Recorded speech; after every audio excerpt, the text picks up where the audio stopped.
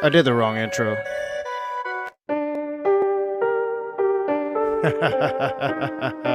I can do that.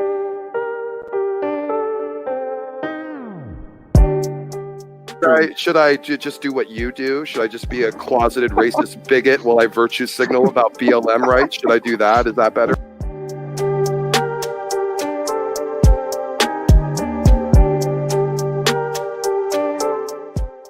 Maybe you spend too much time debating King James version onlyists like the cult of Matt Powell.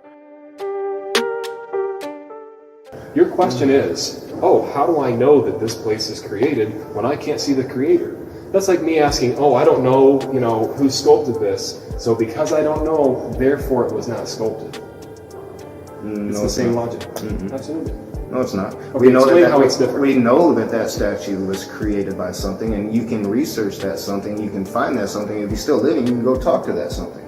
You can't do that with God. It's the same thing with God. It's quite different.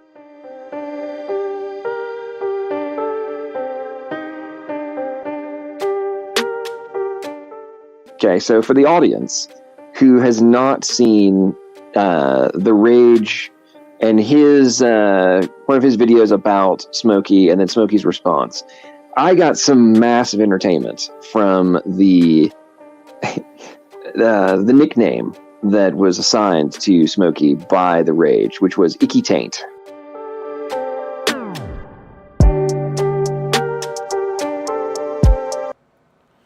Alright, what is up, you heathens and demons, you sinners and saints, you beautiful, blasphemous bastards? Welcome back to The Raging Atheist. I'm going to be looking at some new Brett Keane tonight. Maybe if Brett's still around, after I review it, I'll bring Brett on and we'll talk for a minute. But what's up, y'all? What's up? Brett, I'm not reviewing your book. I'm reviewing the video I told you I would review. I'm reviewing the questions that you had for atheists and Christians. So I'm going to review that. And then we'll see like how I'm feeling after. But maybe we'll bring you on after if you're still around. And we'll just go ahead and do that. I'm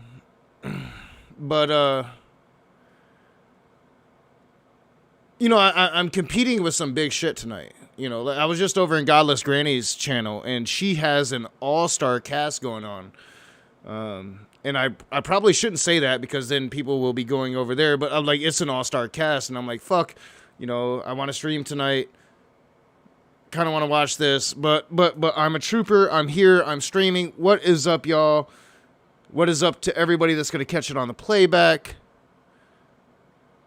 But I want to talk about Brett Keane, and Brett Keane is back. He's in the side chat right now, Afterlife Simulation. What's up, Brett? I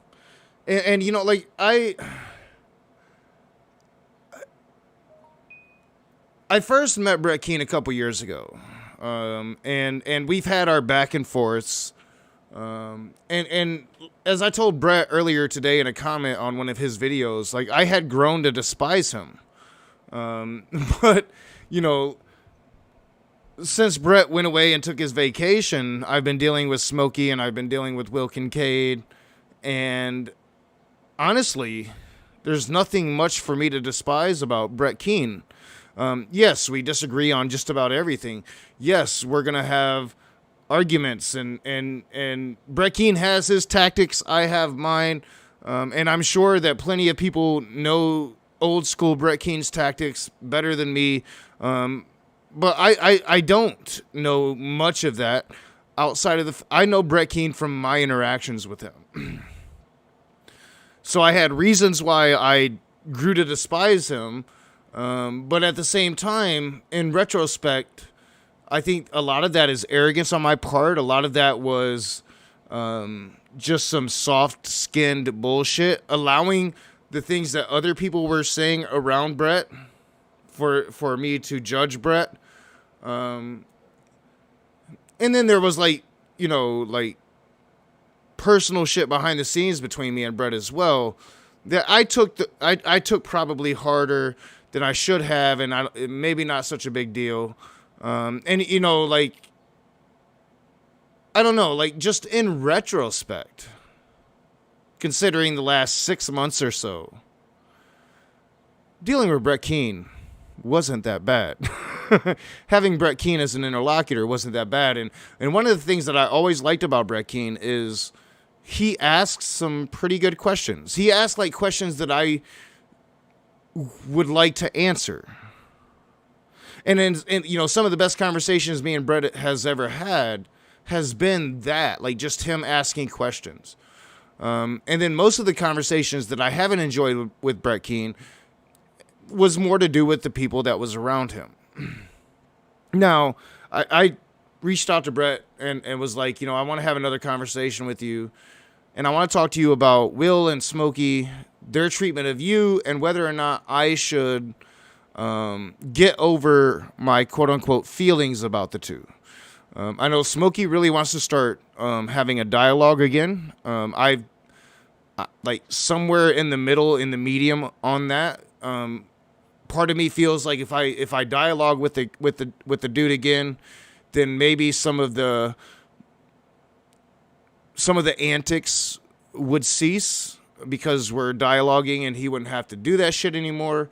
Part of me is like, fuck him and fuck everything that he's said and fuck everything that he's done. And, you know,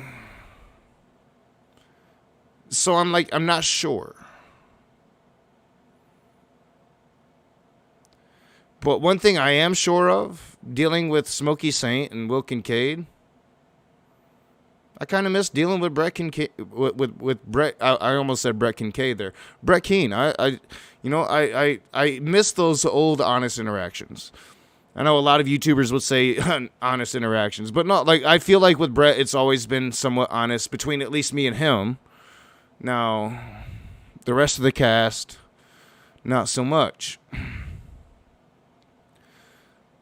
So Brett put out a video, and I saw it, and I told him that I would review it, and I've ended up doing a couple things since. So I figured tonight's a good time to review it. I would be careful with that knock. Smokey is fake as shit. Yeah, I know. I'm like 50-50 on it. I'm so 50-50 on it. But at the same time, like I've said in a previous stream, I think that not talking to him has given him victories. And I think that, you know, now he can say that I'm scared to talk to him when I'm not. And I think talking to him at least the first time, I'm not sure if he'll ever want to talk to me again after the first time. I think that could be a lot of fun. So I'm like 50-50 on it. I mean, a lot of me is just like, fuck it, that guy. But I don't know. We're going to see. We're going to see. So, you know, maybe it'll happen tonight, and we'll see if Brett's still around later. But I'm going to get into these questions, and then either tonight or sometime this week maybe, I'll talk to Brett Keane himself. And I told him straight up, you know, I want the conversation to be about Will Kincaid and Smokey Saint, their treatment of Brett himself. Like, you know, they spent the last 6 months mocking him. And then, you know, I want his input as being, you know, and I mean, whatever you think about Brett Keane, he's an experienced YouTuber on this platform. He's been around forever. Been in more attacks and YouTube wars than I could probably fucking dream of. So getting his input on whether or not I should bury my feelings and really grow out that thick skin again and talk to just anybody again. Because I'm actually really leaning towards just starting to talk to everybody again. Everybody. No holds barred again.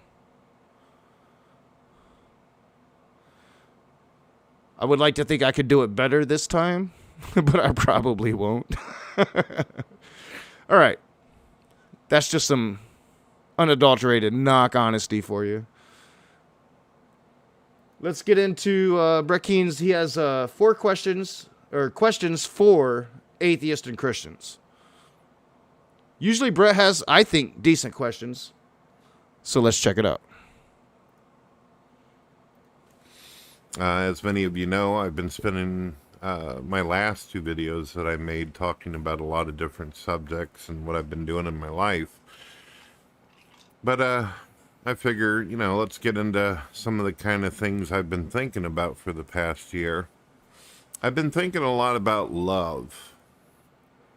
As many of you know, if you were to ask any Christian out there, where do you think love comes from? Most Christians would claim that God is the very embodiment of love, that is actually one of his names and how he is defined. The Bible even says God is love. All right, so I think that, the Bible does say that at instances, Brett, but I also think that the Bible is very unclear about that. And I think that if you actually read the Bible without bias, without a Christian bias, then looking at the descriptors of God, it's very hard to come to that conclusion. I think, if anything, the best argument on your part, my argument is that God is a chaotic monster, according to the Bible. I think the best argument on your part, on the Christian side, is that God is just neutral. If you've ever played D&D, just a neutral character or chaotic neutral character, that would be your Yahweh. That would be your best argument for your Yahweh. God is neither good nor evil.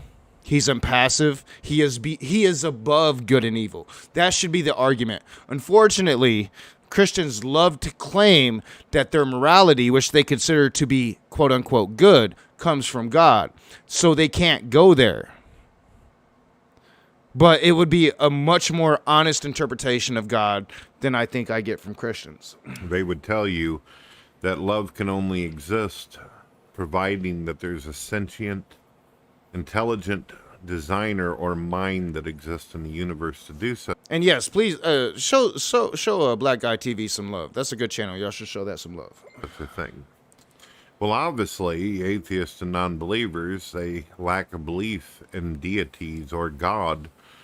A majority of them will tell you that they don't believe that there's any kind of intelligence in the universe that had any.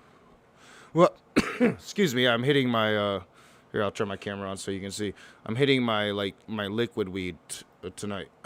So let me turn that chat back on because I saw that, Brett. And that's an interesting concept that you're putting forth, Brett. That where's it at? You can love someone and also commit wrath, bro. I don't think that that's true. I think we tell ourselves that to justify when we commit wrath on people that we tell ourselves that we love. But if you loved them, you wouldn't commit wrath upon them. That is, I think, that was my biggest mistake with Allie. And that's where I went wrong with her, is that I loved her. Or I told myself I did. I loved her as a sister. Now, I wasn't in love with her, but I loved her as a sister, or I told myself I did. And yet I committed an act of wrath upon her in a phone call, which, I think that both of us are to blame for that. But I take full responsibility for myself. And when I did that, it was the greatest indication to her and to myself that no, our relationship wasn't what both of us thought it was. And that's just being honest. One of the greatest prides I take in my fatherhood and being a father to my child is I don't express wrath to her. She sometimes hears it when I'm here on the internet and I'm expressing wrath to whoever I'm talking to at the moment, and she'll come out and she'll have that like, what the fuck, dad face. Keep it down. Like, what are you doing? You're getting way too loud. And yet I should definitely be keeping it down and not getting way so loud. But she only does that because it's a surprise when that happens. Because I don't do that with her. I love her. I think too often we tell ourselves we love people that we abuse as a justification for our abuse. And we just have to be honest with ourselves. That's not love. It just isn't. Anything to do with creating life, existence. Hey, yo, Brett, she's she's 11 and a half now, and she's going through this little rebellious thing. So, no, I'm going through it, but I still love her, and I don't express wrath, and I sit and seethe. But I do punish her, and she knows that she can be punished. And I take away things from her. I she knows, like, when I'm serious, I'm serious. But she is in a little phase where she's testing those boundaries right now. So, yeah, it's getting real. It's philosophy, love, that there is no man in the sky. Totally agree with that. And I'm going to stop pausing this so fast. But I do agree with that. You can have a hard time expressing it. Yes, true. But expressing wrath, expressing anger, expressing rage. No. I think that's what, like, it's one of the things about my family that's so disappointing to me is because I never expressed real, like, I sometimes say I shouldn't have went raging atheist on my family, but I never really went raging atheist on my family. I tried to be respectful. I just was myself, and they still judge me for it. I can understand Christians that judge me for how I do things here on the Raging Atheist, for how I express things here on the Raging Atheist. I understand atheists that judge me for it. I understand where they're coming from. I disagree with them, but I understand.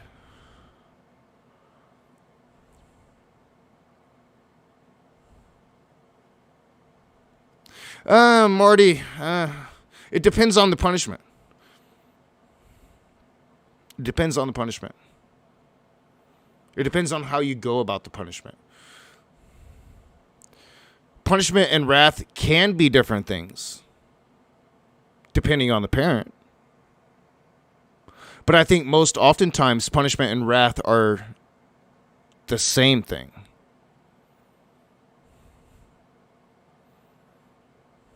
It's why, like, I could never spank my child.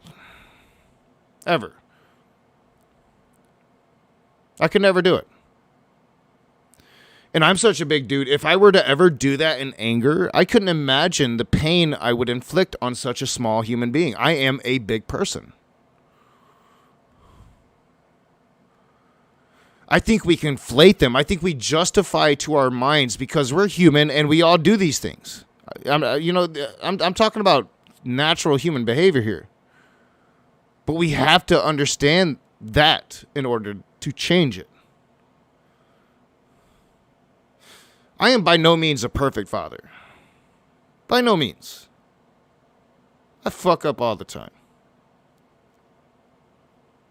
I'm trying to recognize that. I'm trying to see that. And definitely I don't make the mistakes my father made. I do not physically harm her. Never out of anger. And I don't do what some parents claim to do, which is wait until you're not angry. No, I just don't do it. But I don't know. I'm getting on this whole no spanking thing. I don't know how I got here. Let's listen to some Brett Keane. Or Sky Daddy, as they call it, that waves a magic wand according to their immature description of such a thing. So for them, everything is nature-based. Everything is biological and can be explained through chemicals according to them and all this.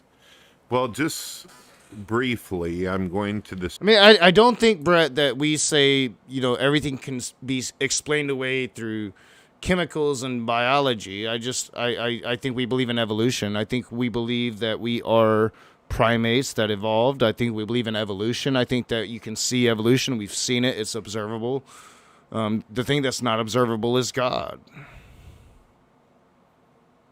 And you know what? Maybe in 1,000 years we'll have the technology that proves God's existence. And we'll realize, all that evidence that we had thought like pointed to evolution only pointed to God. Maybe we'll have that technology and we'll absolutely prove it. But right now the evidence points towards natural evolution. And I'm sorry it points that way. I know a lot of Christians go out of their way to try to tell you that it doesn't. But it does. And it's pretty much undeniable once you actually look at the evidence. Once you look at the fossil records, I'm not an expert, but I've looked at some of the fossil records and I'm like, yep, they're there. They exist. We see that. We can touch that. Most fossils are stuffed away in museums, never to be seen by anybody. We have so many of them at this point. Like, I'm all for like breaking them down and getting the soft tissue out of them, because there's soft tissue in pretty much all of them in my very, very minute, on a very minute scale. But we have a shit ton of fossils. We understand, and we're getting a better understanding, and archaeology is giving us a better understanding. Geology, biography, all of this has given us a better understanding of what happened. So much better than what we thought 2,000 years ago. So much better. Actual evidence, actual observable as evidence. As I said, we have observed evolution. Not on the grand scale that would take us Homo sapiens to get here, but we have observed it. We haven't observed God. Well, they claim to have 2,000 years ago, but for some reason, in the modern day with all these cell phones everywhere, we can record police officers beating the shit out of everybody, but we can't get no angels or no gods. Describe how scientists, in the most simplistic way, explain how our universe got here, and then I will throw out my questions. The popular theory of the origin of the universe. And again, I'm not being disrespectful. Like I'm just trying to be honest and fair. And we're about to get to the questions, and the questions are usually fun. Is the Big Bang, a singularity that is the size of a pinpoint that pulsated with massive energy and power, creating time, space, and matter. In doing so, whenever the universe came into existence, they say that the universe was on fire, and then it went through a cooling period over zillions of gazillion years or such. I don't think that that's true, Brett. I as far as I know, the known universe is like 13 billion years old at the longest. And yes, after the expansion, I think that there was a hot period, and then the universe started to cool. And I am no scientist. I'm just kind of responding to what I'm listening to. Of course, science has some kind of estimate on how old they think this universe is where other people have different ideas of existence. Well, if this is true, that there was no God or alien or some kind of technological thing, if there's no programmer or actual... Well, I might not be able to prove if I evolved from a fish myself. I'm sure that there are plenty of scientists out there, Brett, that could give you a really good explanation with visual and physical evidence to support it. But can you prove to me that God did it? That's, I'm an atheist. My goal isn't to deconvert Christians to atheism. My goal is to embolden atheists. That's my goal. That's what I do here. I'm not trying to convert you, Brett. The burden on you as a Christian, though, is to try to convert me. I don't have to try to do that. That's not in my ballpark. That's in yours. Simulation, and all things can be described or explained through different forms of nature-based chemicals and chemistry, then my question would be, if nature itself doesn't even have love, if you were to try to go outside without believing in a God and ask the earth itself or the universe, where does love come from? The universe, from an atheist point of view, is not going to reply. It's not going to respond because there's nothing out there observing or watching. Brett, bless your heart, are you saying that you can't love without God? You can't observe love in nature? Really? I think you can. How about the relationship between the bee and the flower? the symbiotic love there.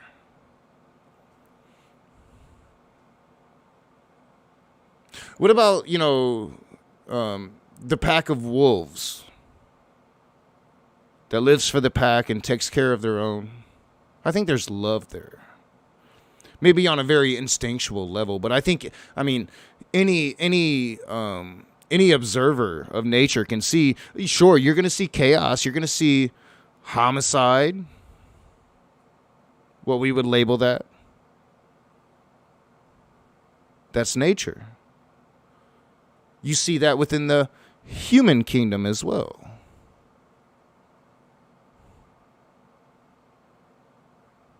But for you to claim that there could be no love without God, are you fucking kidding me? Love is a thing of evolution, my friend. A pheromone we have evolved to grow as a species. Very easily defined in atheistic, quote-unquote, terms. Watching or paying attention or having anything to do with this. I would like non-believers to explain why it is that the concept of love even came into existence in the first place. Well, as I just said, so we can progress the species. It's evolution. It's what? Natural selection. It's all those things the scientists could explain far better than me. Did God murder the entire planet out of love, Brett? Did he order the Israelites to murder every man, woman, and child, the old people, the livestock of Canaan out of love?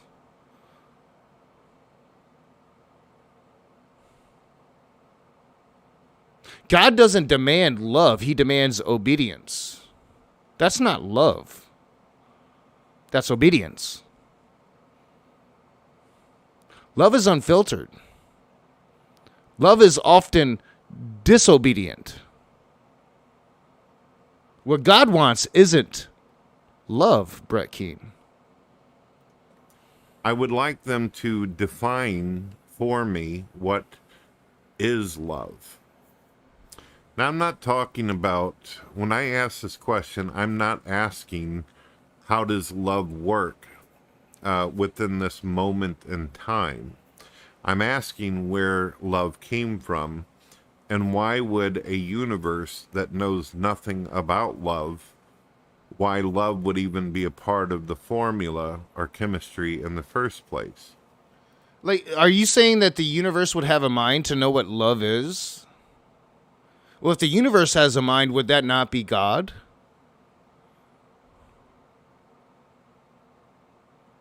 I don't see the universe as a living thing, although I could very easily. I'm a Native American. I used to be a Native American spiritualist. They kind of did see that. And you could really go deep into it and see everything as a living thing. The universe, the earth, planets.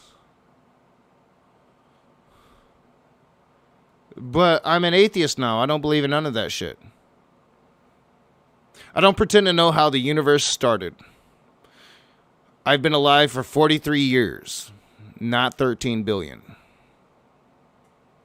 There's a lot of people way smarter than me that can give you some pretty good theories about it, but they weren't alive 13 billion years ago either. It seems to me the theist is the only one that pretends to know what happened all those years ago. Not us. Not me. My position has always been, I don't fucking know. I don't know enough. I need to learn more. That's my position. One thing I do know is if God is watching me when I masturbate, fuck him. That's one thing I do know.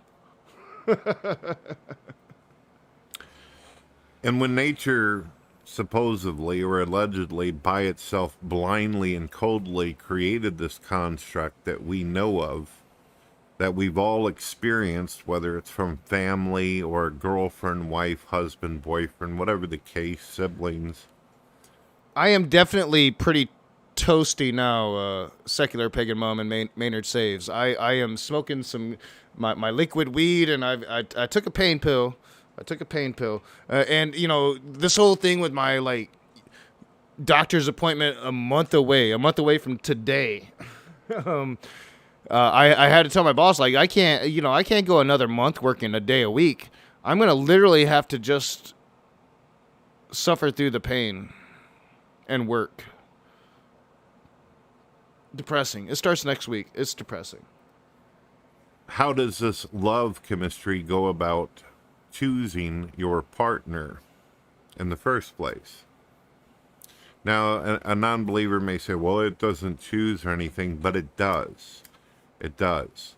When you're out in public, you are going to smell as well as feel sensations because of pheromones and your hormones towards certain people of the opposite sex or the same sex. Well, your body is choosing who it is that your brain is going to configure towards. There is a mechanism in your brain that is saying, this person would make a good partner. This person... Not really. I don't know where you're coming with that. I'd like to see some papers on that. I think that it's a lot of things. Like the people I was attracted to as a teenager, for instance, I probably wouldn't be attracted to them now. Because as you age, more and more things become important to you. I think it's a very complex situational thing as you go through life on what you're attracted to, what you're going to be attracted to. But when it comes to attraction itself, of course, this is necessary.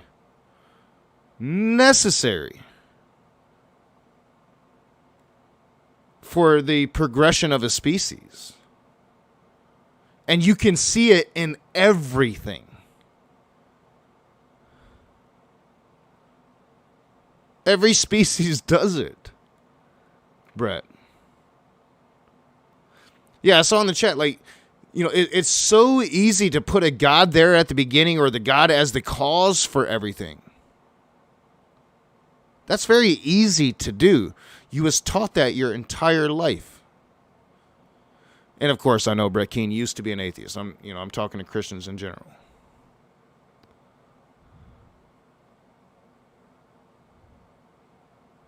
But we understand these things better now.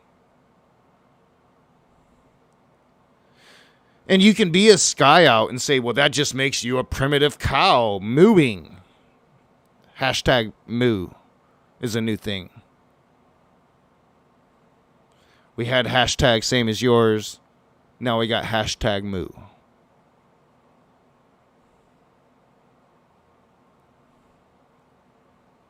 Somewhere along the line, human beings did something a bit different than the rest of the animals. And I don't necessarily think that I can argue that it's a good thing what happened to us that made us quote unquote special. Because I don't see it as all that special. We are destroying this fucking earth. No other species is doing that. We are. Single-handedly. We kill each other and we're killing the planet.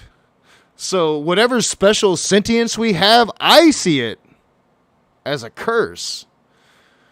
Not anything special.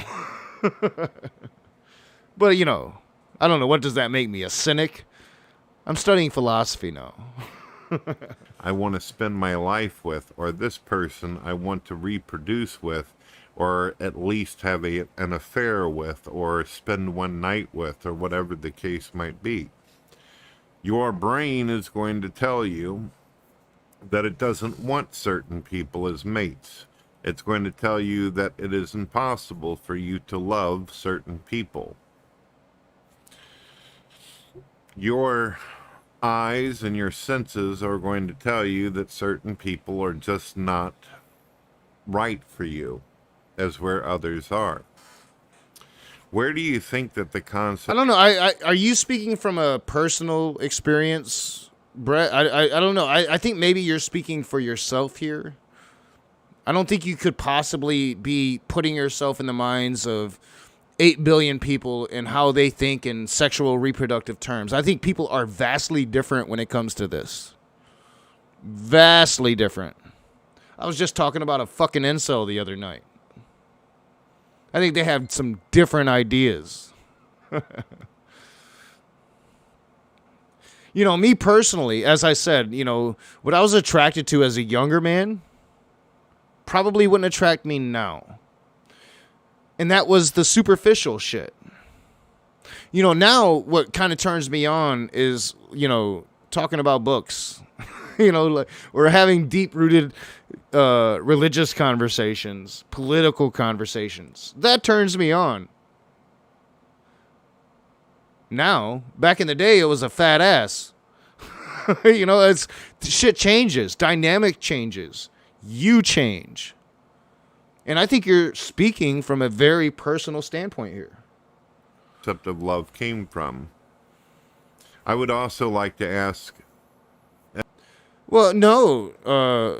I mean, that's a really weird question. And, man, I don't know what I just missed. Where's my shit at? Oh, thank you so much, Maynard Saves. I'll read that in just a moment. In fact, I'll put it up here so I can pull it up. But no, Brett Keane, I couldn't see myself in a relationship with Will Kincaid nor Smokey Saint because I'm a cis male. Now, like, maybe if they were a hot trans woman, I could be attracted to them. Sure. Yeah, I've been attracted to some trans women, sure. But neither of them are that. But outside of that, they're reprehensible. And when we talk, we're going to talk about them. But I'm like, no, there's nothing attractive about either one of those two motherfuckers to me. All right, so let me pull up Maynard Saves chat. What's up, Maynard Saves? Smoke weed every day. Thank you so much for your $10 chat, Maynard Saves.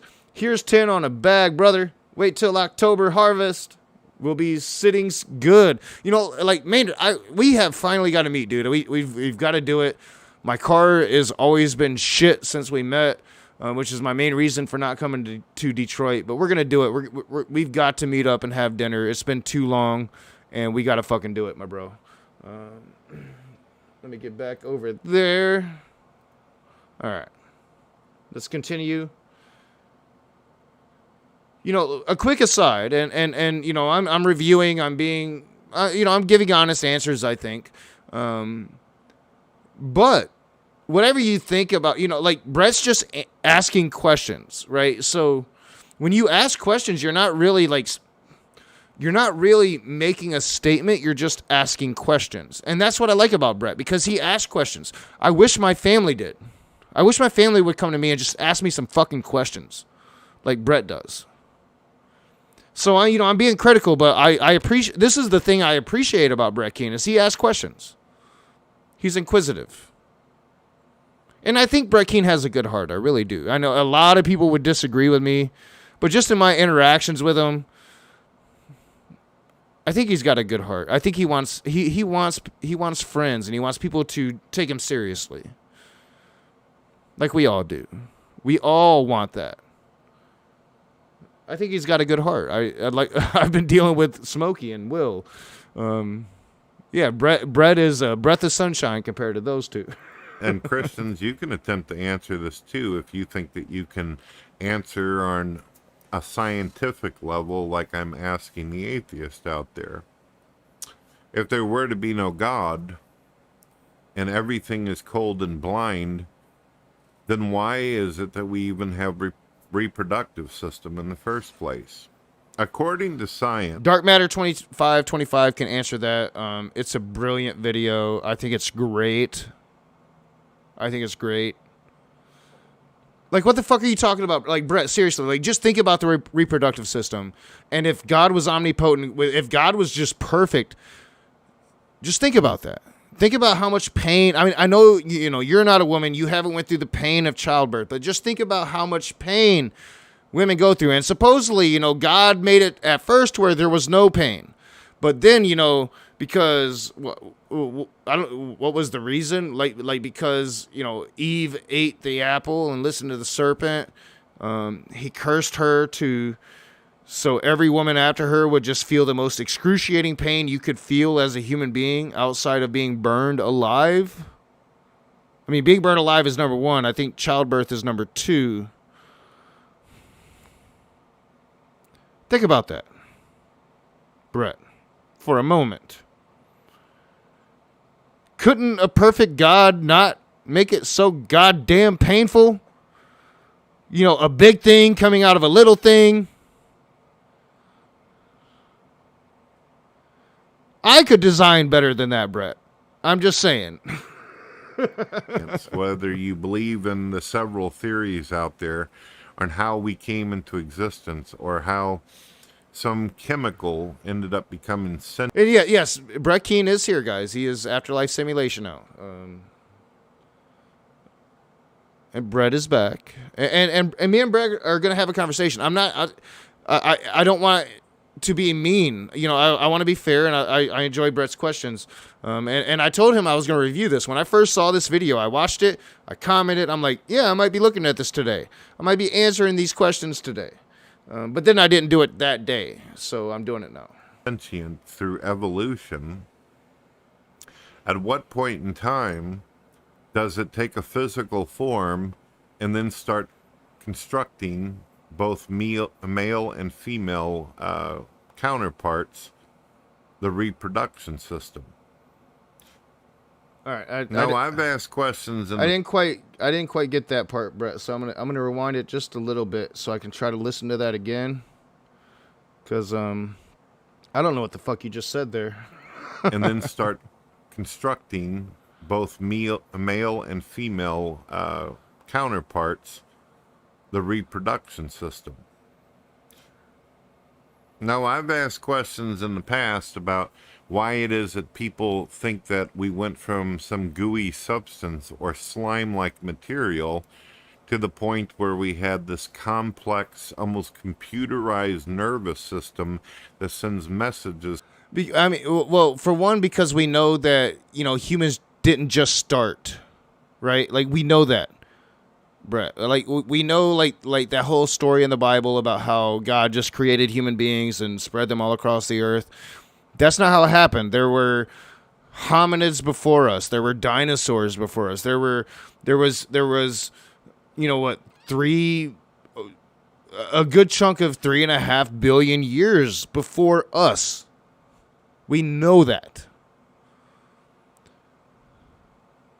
And, I'm not a scientist in this field, but I could imagine that they have looked at the evidence back to its roots. That's kind of what science does. And I also know that they could give you solid evidence for that. They could. They could. I mean, if you went and talked to one of those people that knows all of this, they could give you some really, really solid evidence for that. But, I've been asking Christians and theists for 4 years openly now to give me solid evidence of how God did it all. And, 6,000 years ago or however long ago you think it was. And then once you explain how God did it all, why did God put all these false evidences of other hominids, of species of man that lived before, we evolved into Homo sapien? Why did God do that? Was he trying to punk us? You remember that old show? I think it was Ashton Kutcher on MTV? Punked. Was God trying to punk us?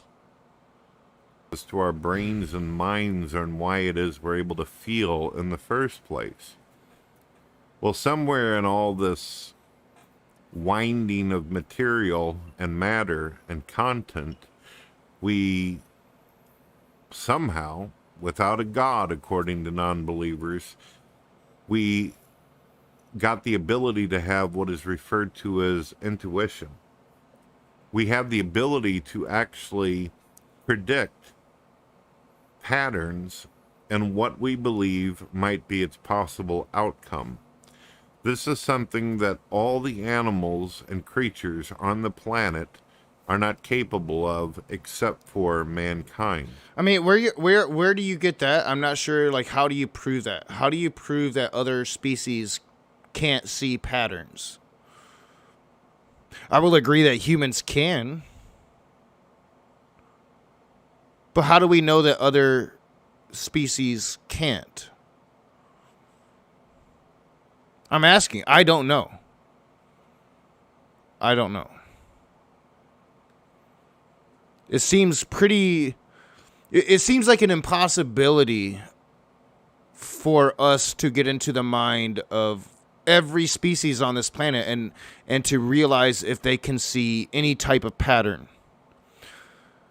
I think that we could observe like something like all nature has patterns for one. Like there's patterns just in nature itself, patterns in floral structures, patterns in the way bees interact with flowers, patterns in the way ecosystems interact. I don't know. I think that, you know, maybe the entire world is consistent of patterns. Maybe even the entire universe is consistent of patterns. And maybe we as human beings can recognize those patterns because those patterns exist. So we can recognize them. Maybe. I'm just a stupid, you know, raging atheist. Mankind has a lot of very special gifts. We're able to predict things. We're able to follow patterns and be able to understand things. There are birds and certain creatures out there that follow a routine, and they go where the wind blows or where they think things are going to be convenient in order for them to survive and comfortable. But they don't analyze. They don't use logic and rationality as we do in order to establish their environment. They just simply go where they go, just like a cat. A cat has like a... Again, like, how can you possibly pretend to understand the mind of an animal? How can you possibly pretend to understand the mind of anything outside of yourself? I think I know my daughter, but I don't know her mind. Her mind is her own. That's hers and hers alone. And we don't have that technology. We don't have that ability to even see the minds of our children, let alone the bee flying in our front yard, Brett. Like, what the fuck are you? I mean, I'm not trying to be rude. I'm just saying, like, what are you talking about? A one-level tier concept of, oh, there's food, I smell it, I'm hungry, I eat. But it doesn't know why it needs to eat. It doesn't philosophize, or it doesn't say to itself, you know, I wouldn't mind having a salad today, or I would prefer... I'm obviously you've never read Animal Farm, dog. That's all I'm going to say. You know, chocolate candy or something. Mankind has an unbelievable amount of abilities. But love... I don't think I've agreed with a single point you've made so far, bro. I mean, I'm trying not to be mean. You know, like my intention is not to be mean. I'm just trying to be honest about it. But I haven't heard anything in this that I've agreed with. I mean, your questions are decent. They're good questions. I mean, you're asking questions, but no, like I don't agree with it. Like I don't pretend to understand the minds of animals. I think it's fairly. I mean, it could be observable that animals see patterns and work in patterns and live in patterns. Have you ever had an ant farm? I mean, I don't know what you're talking about right here, dude. I think you're again speaking from your personal framework here and trying to put yourself into the mind of everything around you when you just can't do that. I mean, according to the Christian belief, the only thing that can do that would be God. Is one of the most fascinating of all times. Love is such a powerful sensation and feeling within us that there have been men who have been willing to die for those they love. There are women out there who are willing to die I mean, I think we have observed animals die for those they love all the time. How many dogs attack the attacker of their beloved owners and die trying, Brett Keane? For children and babies, their own babies as well as other people's babies, even when they know perfectly well that if they were to lose that person or that thing or that material or chemistry, they could just simply reproduce and recreate life. So why even bother? Why get upset? Why feel any kind of pain? There's also the fact that whenever people die, if we are nothing more than chemicals and chemistry, then why do Christians as well as atheists feel even an amount of sensation for it? This is a good question. That's a really good question because I don't know. I think, again, it can come down to evolution. But, like, especially for the Christian, I don't understand why they feel sad.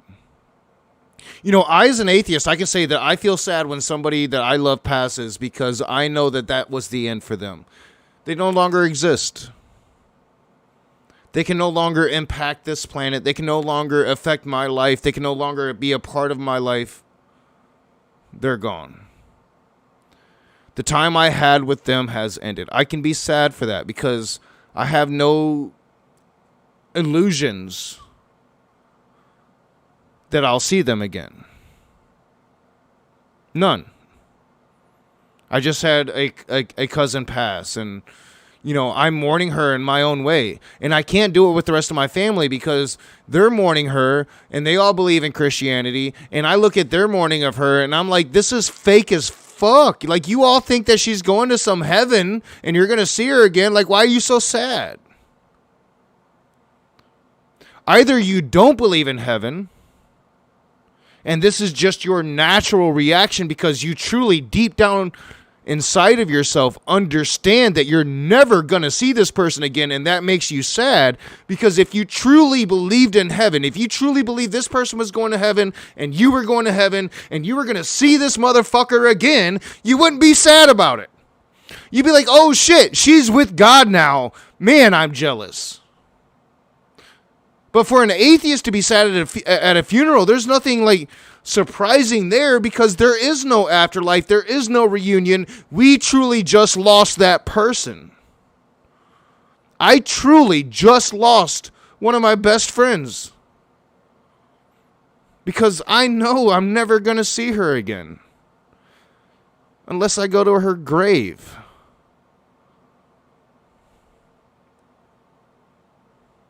So I don't understand why Christians or theists who believe in an afterlife mourn outside of this gut natural reaction that they truly understand, even if they can't process it, even if they can't put it into thoughts, that there is no afterlife and that was the end for that person. That's the only logical conclusion for me.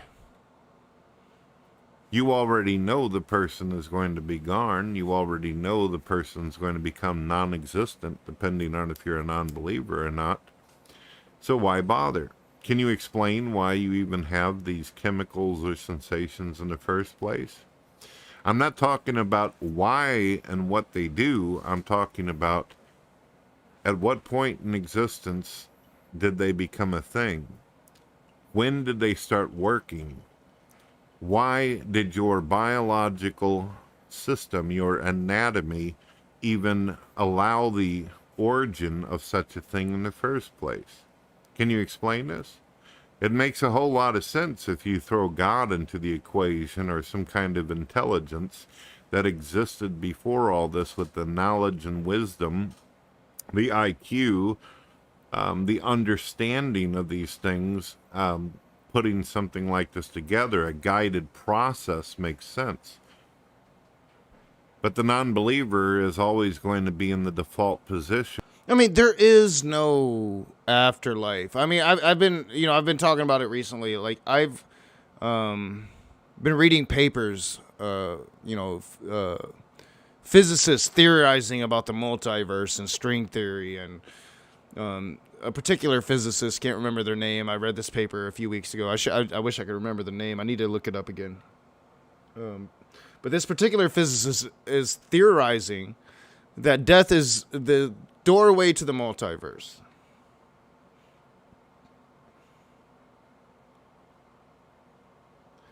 I mean, and if that was true, right? Like, so wouldn't our birth have been the doorway in from the multiverse?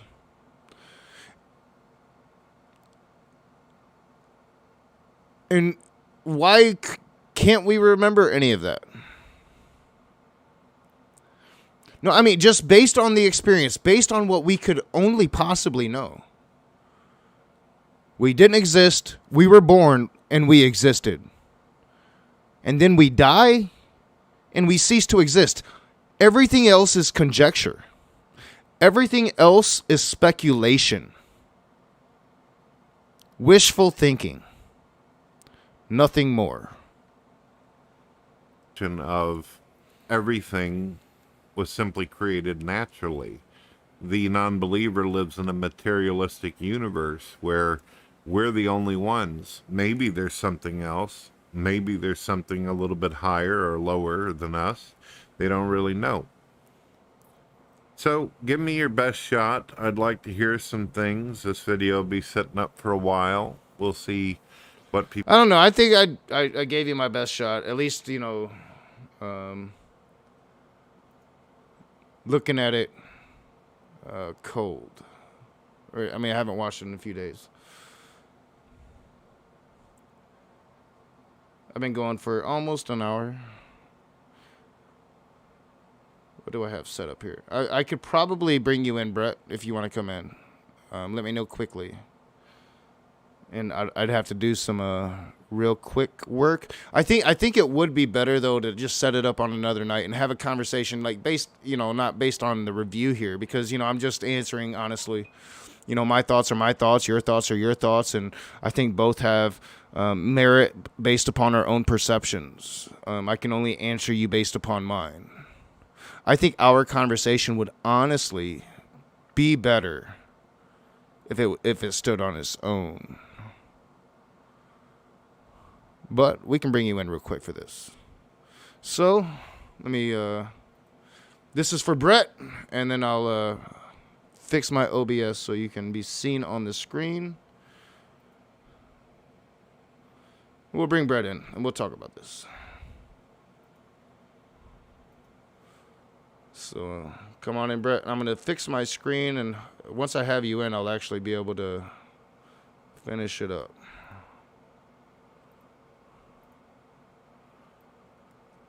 I'm fixing OBS for the new show, so I don't have this quite set up like it should be.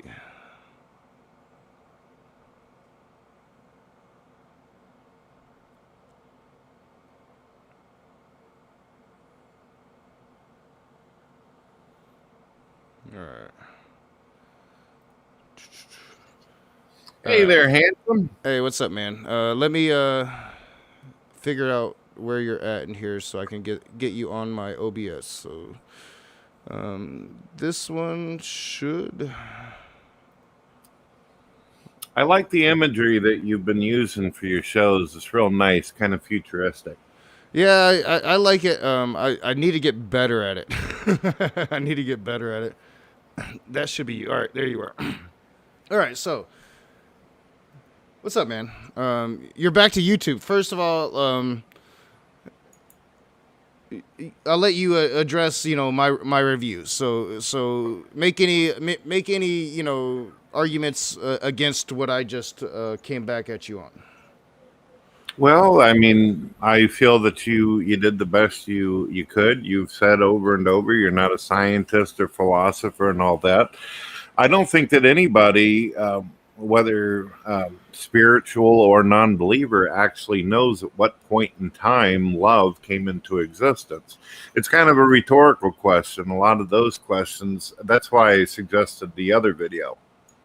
Well, again, I don't pretend to know, but I think when it comes to love, I would have to imagine love has existed at least since there's been life on the planet. Whether you believe God created that life and God put that love there or not. I mean, I, as an atheist that believes in evolution, I think that when I think of the earliest primates, or when I think of primates now, when they mate, they feel a feeling of love. And it's that pheromones in their brains going off, evolution telling them that, hey, this is the way that leads to reproduction, and this is how you progress your species. And so I think that they probably experience very similar feelings that we experience in those moments. But of course, I can only speak from my own mind. I can only experience my own experience. I can't experience theirs. So I have to admit that I am putting conjecture there. See, Raging, I notice whenever you describe evolution or your thoughts on it, you almost describe it, at least maybe it's unintentional, as it's some kind of guiding process, or there's a reason why it did what it did. Let me give you an example. I don't think that. I don't think that there's any reason behind evolution. And if there is any reason behind evolution, I don't think we're advanced enough to understand it. Do you believe that the universe or nature itself cares if you're born or die or if you're able to reproduce? Nope. So why do you think it is that you have love for? You don't require that in order to exist as a species. You asked if nature cares, but it is required as a species to advance is reproduction, right? Who's it required to? I mean, if you don't reproduce and you're not immortal, then there's no advancement of the species. Yeah, but does nature of the universe care if both of us were to die today, this very second? Well, so when you say, does nature of the universe care, you're implying that nature and the universe has a mind. The point is, and I hope you understood this from seeing my video, it's from the atheist point of view. As you know, I used to be a non-believer, and if you don't have a God or some kind of intelligence, you have to believe nature doesn't have a loving feeling or emotion or concern for our existence. So when you say atheist point of view, you mean your atheistic point of view that you remember having when you was a non-believer a long time ago. I can somewhat remember my perspective as a believer a long time ago, but I fully admit that I probably can't remember it perfectly clear. But your perspective as an atheist, when you were an atheist, as the atheist that you were, all atheists are different. All atheists have different perspectives. All human beings have different perspectives. All Christians have different perspectives. Thus, we come into the interrogation argument or the interpretation argument. I mean, it's just everybody's different. Everybody has different perspectives. We are individual human beings. Yeah, that's true. Absolutely. We're all unique buttercups and butterflies and all that. But the point is, from an atheist point of view, atheists throw the supernatural ideas out. You say that again, though. Atheist. You say that again, though. Atheist point of view. What is that? Well, you would have to, if you don't believe that there's some kind of intelligence or life form that created us, then you'd have to believe we came into existence via nature, right? Well, I mean, not necessarily. There's plenty of atheists out there that aren't naturalists, and I'm not going to pretend to know what they know. I think a lot of the atheists on this side of the hemisphere of this community are probably naturalists, sure. So I'll grant that premise here. Well, that's the point. There's a similarity whenever it comes to the non-belief system on that, just like there's a similarity with Christians. If you don't believe there's a Jesus guy, you don't even belong in the same bracket, right? There's a similarity there. Well, I mean, I'm not quite sure what you mean by that. Like, I don't believe that there was a Jesus guy. But, like, are you saying that? Well, Raging, it's like this. You can't claim to be a Christian unless you share the concept that you believe in something like Jesus. If you don't, then you can't really go with being a Christian. And you can't really be an atheist if you turn around and say the total opposite of lacking a belief in deity, right? Oh, yeah, I would agree with that. Well, that's the point. Then if the atheist lacks a belief in deities and anything that is supernatural, then it comes down to only one position. By default, all things come from nature. right? No, not necessarily, because I don't think all atheists go that deep with their atheism. I think a lot of atheists just read the Bible and reject it, and they're only influenced by Christianity. They they reject Christianity, so they therefore become atheists. They don't go and spend the time to study the deep meanings of all the other religions, like I did, or most of them, or they don't think along these lines. Like I know plenty of atheists that just they don't believe in God, but they don't talk about it. They don't read philosophy. They don't read theology. They just don't care. I will agree and concede there are some non-believers out there who have some very unique, original ideas outside of others. Like, for one, I've met non-believers who actually do believe in spirits or that they've seen the dead, but they don't believe in a God. Yeah, I mean,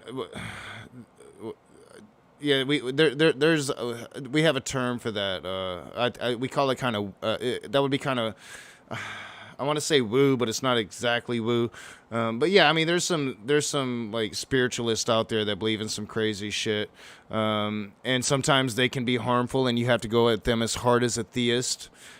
As you know, just like any other theist that's promoting harm, you would have to go at those types of people. If you don't mind, Raging, I'd like to ask you something. I'm an atheist point of view, for you at least. I'm just asking you, do you believe that whenever we die, our energy goes back into nature, into the universe? I don't pretend to know what happens to our energy when we die. I think it gets probably processed back into the soil, the earth. I mean, we become. It depends on how you go. So if you're burned, then you become ash. So I'm not sure. That's not my field. One thing that I do know is that there is no reason for us to think that we as individuals after death continue on. And I think that, when it comes to like in regards of hell, that's a very new idea, even to the Yahweh concept. When it comes to the afterlife itself, or the concept of the heaven as we understand it today, the ancient Israelites didn't have that same conception back when they were first experiencing God in the first hand. So, I mean, I just think you can look at the natural progression of these religions and see the ridiculousness of it. If there is a God of the universe, something that we as human beings would never be able to completely understand or define or even contemplate with our limited mindful experiences, I don't think that thing would care. If there's some kind of afterlife, everything would experience it. It would just be just another natural cycle, another natural pattern, as you said in your video, that we would be going through.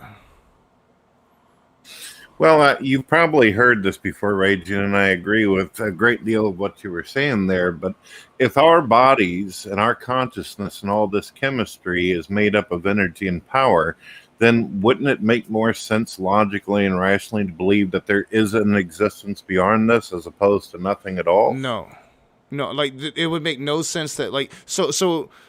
All right, so is there like a giant vacuum cleaner up in the ozone layer sucking these souls into this other dimension? Or does not the Bible say that, you actually sit around in the ground for however long it's going to be until Jesus comes back and judges you during Revelations? They thought that would be like a 60-year period.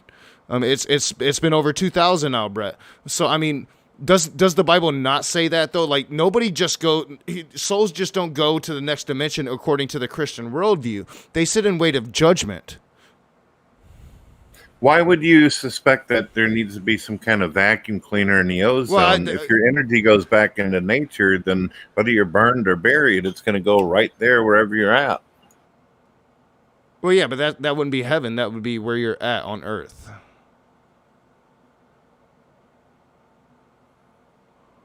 So, the vacuum cleaner analogy is, heaven's a different dimension, right? So the comment, and I'm speaking from fresh experience. You go to a funeral, people think that people go immediately to heaven when they die. But does not the Bible say otherwise? You sit around and you're waiting for Jesus to come back to judge you, right?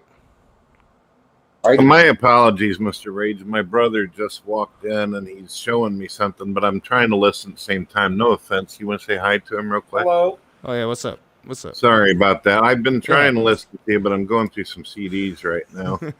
Hold on a second. Continue on, Mr. Rage. I always enjoy what you have to say, or I wouldn't hang out with you so much. Goodness gracious.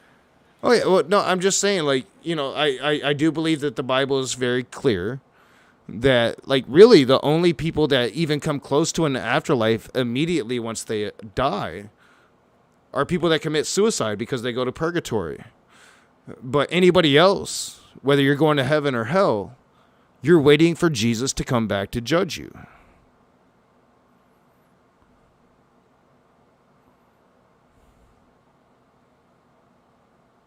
Rage, can you say that one more time? I just had a CD hit me in the head like a frisbee. Try one more time, please. All right, so my point is... Rage, before you start, though, I got to say, God bless your patience. You're unbelievable. Continue on. My point is, you know, my first experience is, you know, you go to a funeral and everybody's talking about, hey, she's in heaven now. You know, she's talking to grandma. Nothing to see here, nothing to worry about, nothing to be sad about. And yet people are sad, whatever. But the Bible doesn't say that. You know, we're talking about like an immediate, you know, releasing of energy, right? You're trying to go on scientific terms and you're saying like we're energy, and when we die there would be this immediate ascension to heaven. But the Holy Bible doesn't say that. The Holy Bible says that you are waiting for judgment. The only people that come close to an afterlife immediately after death, according to the Bible, are people that commit suicide because they're sent to purgatory, which is a separate thing entirely. Everybody else, like a Catholic belief. Well, I mean, I'm just talking about what the Bible says. I'm talking about Revelations. Does Jesus not come back in Revelations, judge all the souls, and send them to heaven? Yes, but the purgatory thing that you mentioned, that's more of a Catholic idea. I mean, I was a Southern Baptist and I knew about purgatory, Brett. Well, yeah, I mean, people talk about limbo and purgatory, but that's not one of those concepts that's talked about a whole lot in the Bible. Well, I mean, so are you for like assisted suicide? If someone is suffering or in some kind of pain, I don't see any reason why. So that's my thoughts on it. I've actually had sick family members and friends. My wife ended up having to pull the plug on an aunt of hers, unfortunately. So yeah, I would say sure. Yeah, so I mean, we agree on that. You're one of the first Christians that ever. I mean, and you are. I think you would admittedly say a different type of Christian than most. But yeah, that's cool. So. By saying what I just said, though, there's quite a few Christians out there probably pull the plug on me for just saying it. Oh yeah, you're a damn heretic now. So I mean, all right, I mean that's cool though. So, but I mean, so according to the purgatory doctrine, anyway, they would be the. But so if you don't believe in purgatory, so even they don't come to an afterlife immediately after death. We're talking about a process now. I had mentioned that process, according to the Bible, you know, in my opinion, was supposed to be about 60 years. Jesus was supposed to come back within the lifespan of his followers. He told them that, you know, people apologize for it, whatever. But now we're 2,000 years removed from that. So how many more thousands of years removed before Jesus actually comes back? You know, there's Chelsea Bedell's out there saying Jesus coming back tomorrow, but she's been saying that shit for 5 years, Brett. You know. Raging on the suicide issue, that's one of those things where I'm not sure I go along with some Christians on it, and you can fire away at me after I say this if you want, but it seems to me that Samson in the Bible committed suicide, and Jesus said, "No man can take my life, I give it freely." So it appears as though Christ ended himself. I agree with that. Cross. I mean, I think there's no denying. I mean, I think a lot of Christians would run away from the fact that if you know that if you show up at that garden, you're going to be put to death and you go there. I mean, we call that like what? Suicide by cop now, right? You could also call it assisted suicide, being that he put himself in the hands of those who would murder him. Yeah, that's what I'm saying. Yeah. I mean, it's definitely, you know, yeah, I mean, I think that could be argued, and we're both probably going to be canceled for that shit, Brett Keane. It wouldn't be the first time. But all right, well, we'll set all of that aside, and you know what I really wanted to talk to you about. And first, I wanted to, I went kind of hard on you. I think that I went too hard on you based on just like, what was happening with the whole video game shit. You got a bit manic on me, and then just shit that kind of spun out from there. I think maybe Will was kind of like playing both sides and trying to get us both fucking. You didn't know working at that each from other. the first week of hanging out with Will, that he likes to see things crash and burn? Oh yeah. I mean, yeah, he's a shitstorm. So like my big thing is, like I think I went too hard on you. Like mainly my experience talking to you has been like what we've been doing right now, especially when the Jesus freaks aren't in the room and I'm not flipping the fuck out. But so you asked me in a comment recently, why can't I just get along with Smokey and Will? And like, do you understand like the level of the things that they've done to me? Have you seen it? Have you observed it, or have they told you about it?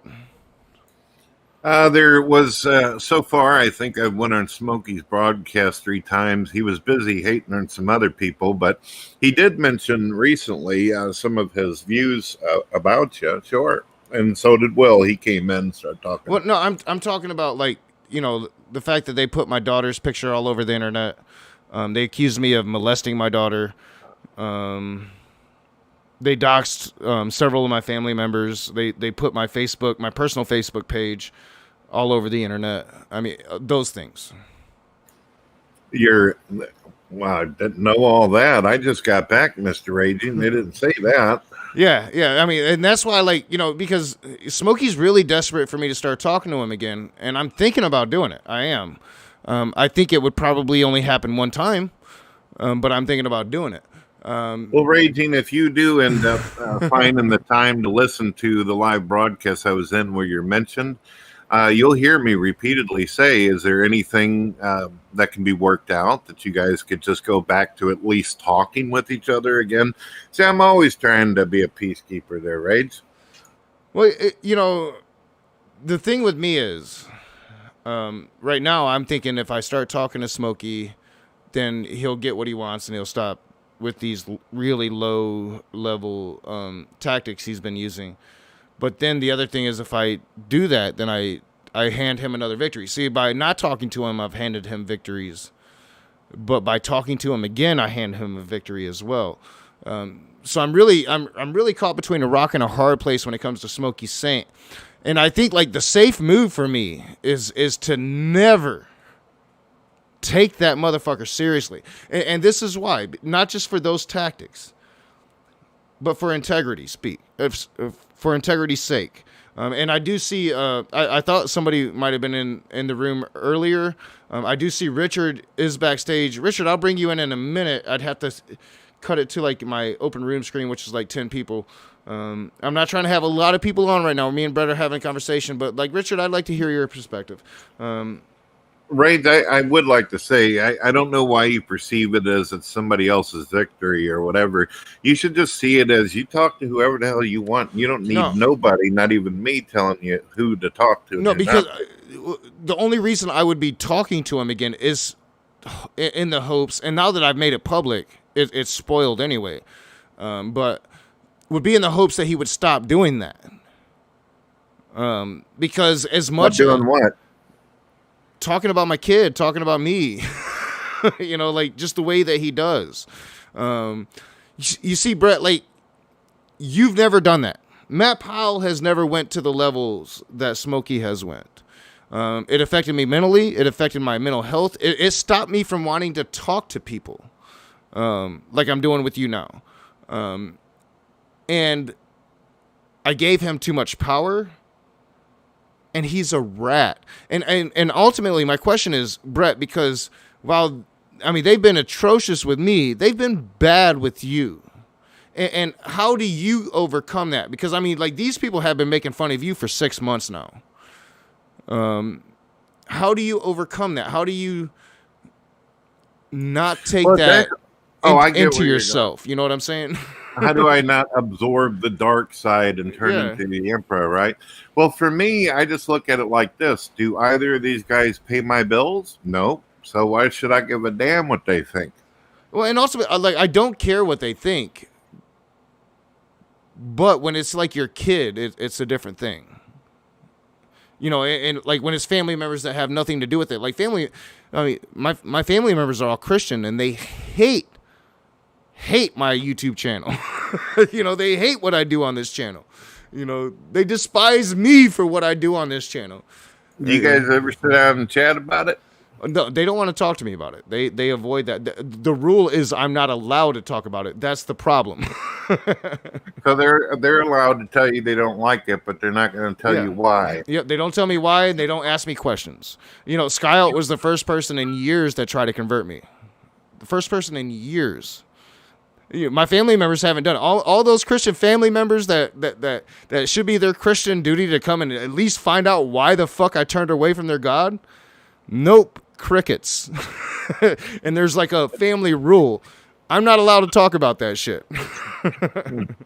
I got a lot of family members that have their own views and ideas, and I love sitting down, having barbecue, and hearing why they think the way they do, why they came to the process, and of course, I share my views and ideas. I think that's a beautiful thing all families should do. I'm sorry that you're being treated this way. That's abuse. Yeah, I mean, but it's yeah. I threaten their belief systems. You know, like it is one thing. Like I fully understood. And I'm gonna bring Richard in here because I always appreciate his perspective, and he's been waiting patiently. I just gotta. There it is. It's gonna be a bit weird. What's up, Richard? But peace and respect. Did anyone in this stream use the words Jesus and heretic? Because I felt like this pulled toward your stream, man. I think I definitely used the word heretic, and we were definitely talking about Jesus. Okay, well, that's what happened. That's why I'm here. But as far as Smokey and Will go, I don't know about this thing with the kid that you're talking about, but if you do decide to interact with them, just say, look, if you want to have your opinion about me and how I do things, fine, but keep my loved ones out of it that are not using the internet, right? Just say that. I mean, that's basically all I ask, and so yeah, I'm thinking about it. I actually told Smokey because we were in a side chat the other day that I'm like 50-50 on it. So like he's probably got his hopes up right now. But yeah, no, that's one of the things that I was around the house naked right now, dancing like a seal. It's one of the things that I wanted to talk to you about because like they have this whole speech pattern they do that's supposedly how you talk. I never really thought it sounded like you at all, but they all do it. It's like this similar thing, and I'm like, that has to like eat at your fucking craw. You know, I can't be the only one that lets this shit. You know, I always thought I had thick skin. Like I was always telling John Peterson, like, dude, you know, you gotta grow through some thick skin. You know, you gotta let people say some shit. But god damn it, it went too far when it came to what they have been saying. Yeah, sometimes they overextend it to the point where it's not funny anymore for anybody that's listening. I used to have an issue when I first started doing YouTube, Raging, where I just hit record. I wouldn't read off anything, take notes or anything.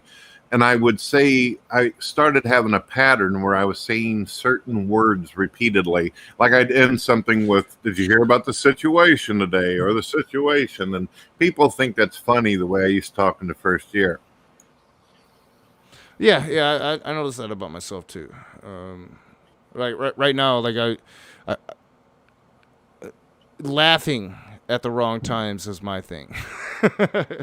But I do want to welcome, Richard. You're here. I'm gonna actually mute and turn on my speakers so I can go fill my glass. I'm empty. I have no soda. I'll turn it. I have like no soda. So I'm gonna go and fill my soda glass. I'll be right back. All right. Well, Mr. Madison, so we don't leave it completely dead silent. How are you doing today? I am better than I deserve since 2012, and I don't expect it to change. First time we spoke, how you doing, Mr. Keane? Better than you deserve? That's kind of rough. Oh, yes. No. I just didn't earn it, and life's really good. You got to earn being happy? Most people make efforts to make themselves happy, and or what they think is going to make themselves happy. It doesn't always work, of course, but I actually did nothing, and life got amazing. Isn't being an awesome, nice guy enough? Come on, Richard. It's not. It's actually not. It would be great if that were, but we all have our presuppositions, our opinions, our biases, and that colors what we think other people are too. I can hear you on that, especially when it comes to social media. So tell me a little bit about your, I don't know if you've ever heard me ask this. What's your theological position and political disposition?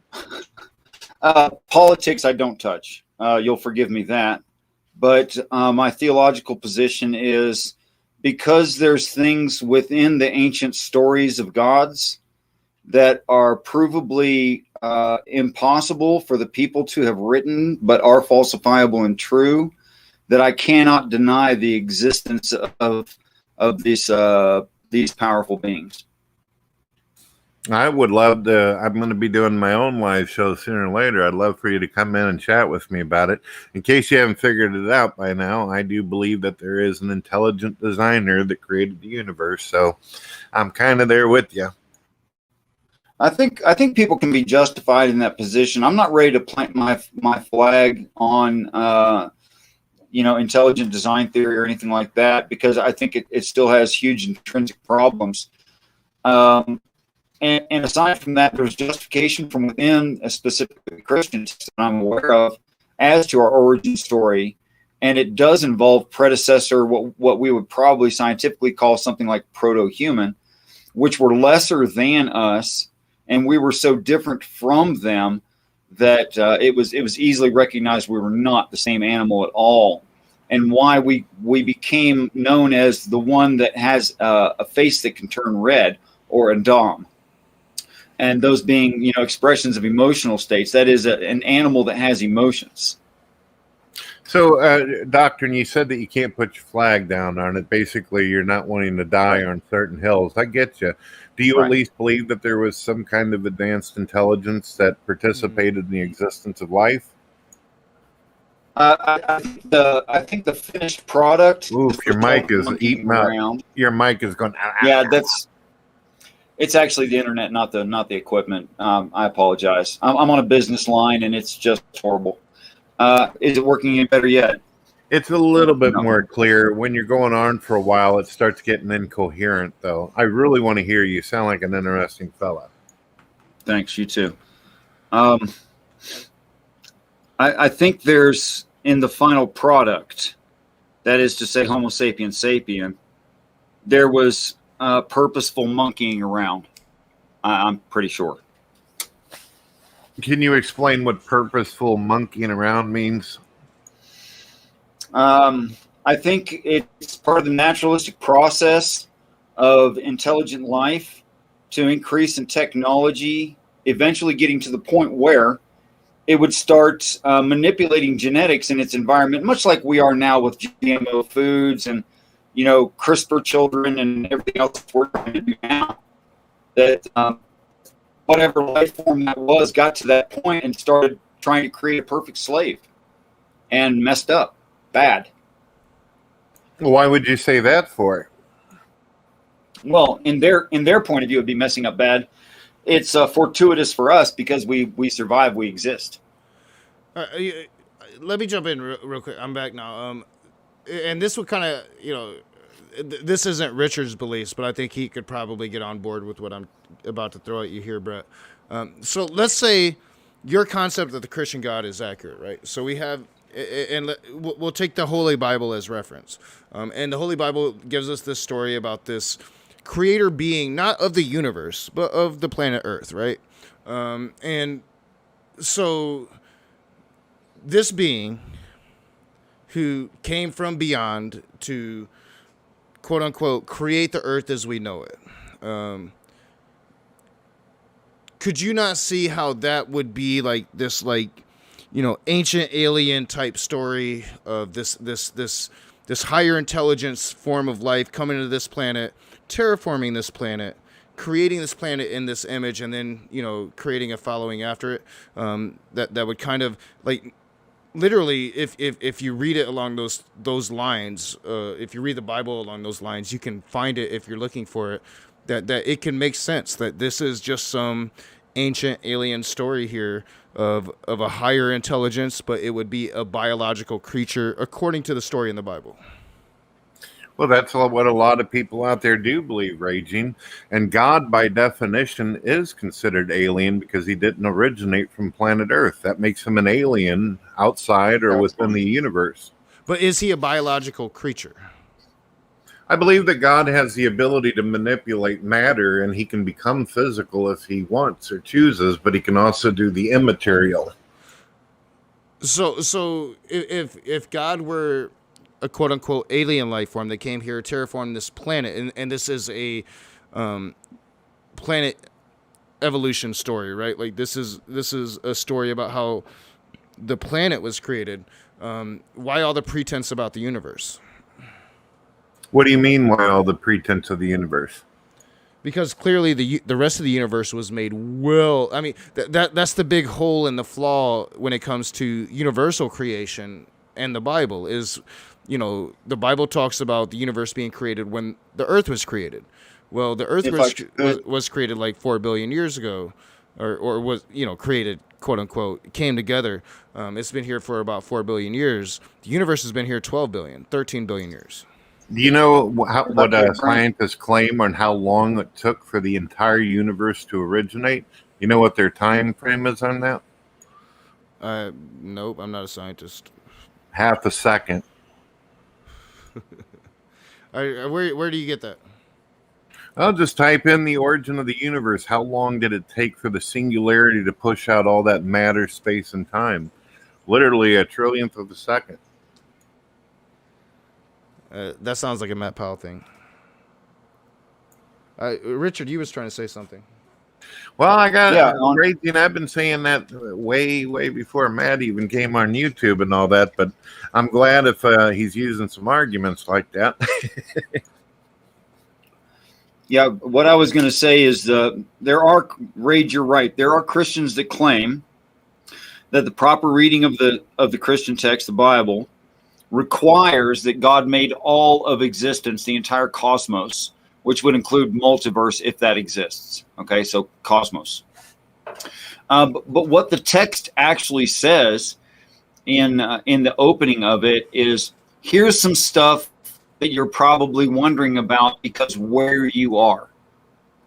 And I'm going to explain to you that stuff. It's actually only required to be very, very localized.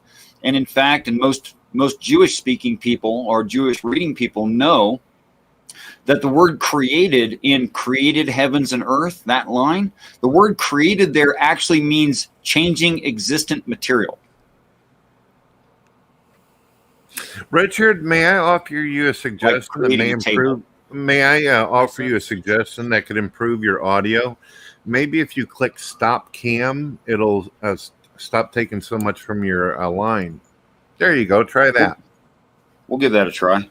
Well, and real quick, I'm not sure where you got that, Brett. The whole 1 second thing. Like I Googled it, and Google is Google. How long did the singularity exist was what actually came up. I Googled how long was the singularity. And what it says is the universal origin story known as the Big Bang postulates that 13.7 billion years ago, our universe emerged from a singularity, a point of infinite density and gravity, and that before this event, space and time did not exist, which means the Big Bang took place at no place and no time. Right, I'm talking about the actual expansion process of it after it went boom. Not before. Before that, there was no time, matter, and space. The universe was supernatural. The Big Bang, as you say, went boom. That's what this is speaking to. That happened in a place, as you say, your God exists, of no place and no time. Or not you say, but like most Christians would say, God exists. That's how God created the universe. Was he was outside of time and all of that crap. But no, the physics actually is saying that the Big Bang took place in a place of no place, no time, before time existed. That's when the actual expansion occurred. So there was actually no time limit to it. Brother ask Rage, you I'm something real going to quick, agree you Reggie? kind of Well, asked the wrong question. well, You I'd asked like kind to of ask. asked Google the Oh, wrong. Sorry, go I ahead. think we're having some delay. I was wanting to ask you something real quick, and I'm also going to try to find that information for you as well, so you can see what I'm talking about. But do you agree? Do you know what the definition of supernatural is first, Raging? Before I go into this, and it'll be quick. I mean, supernatural would be anything that's not natural, right?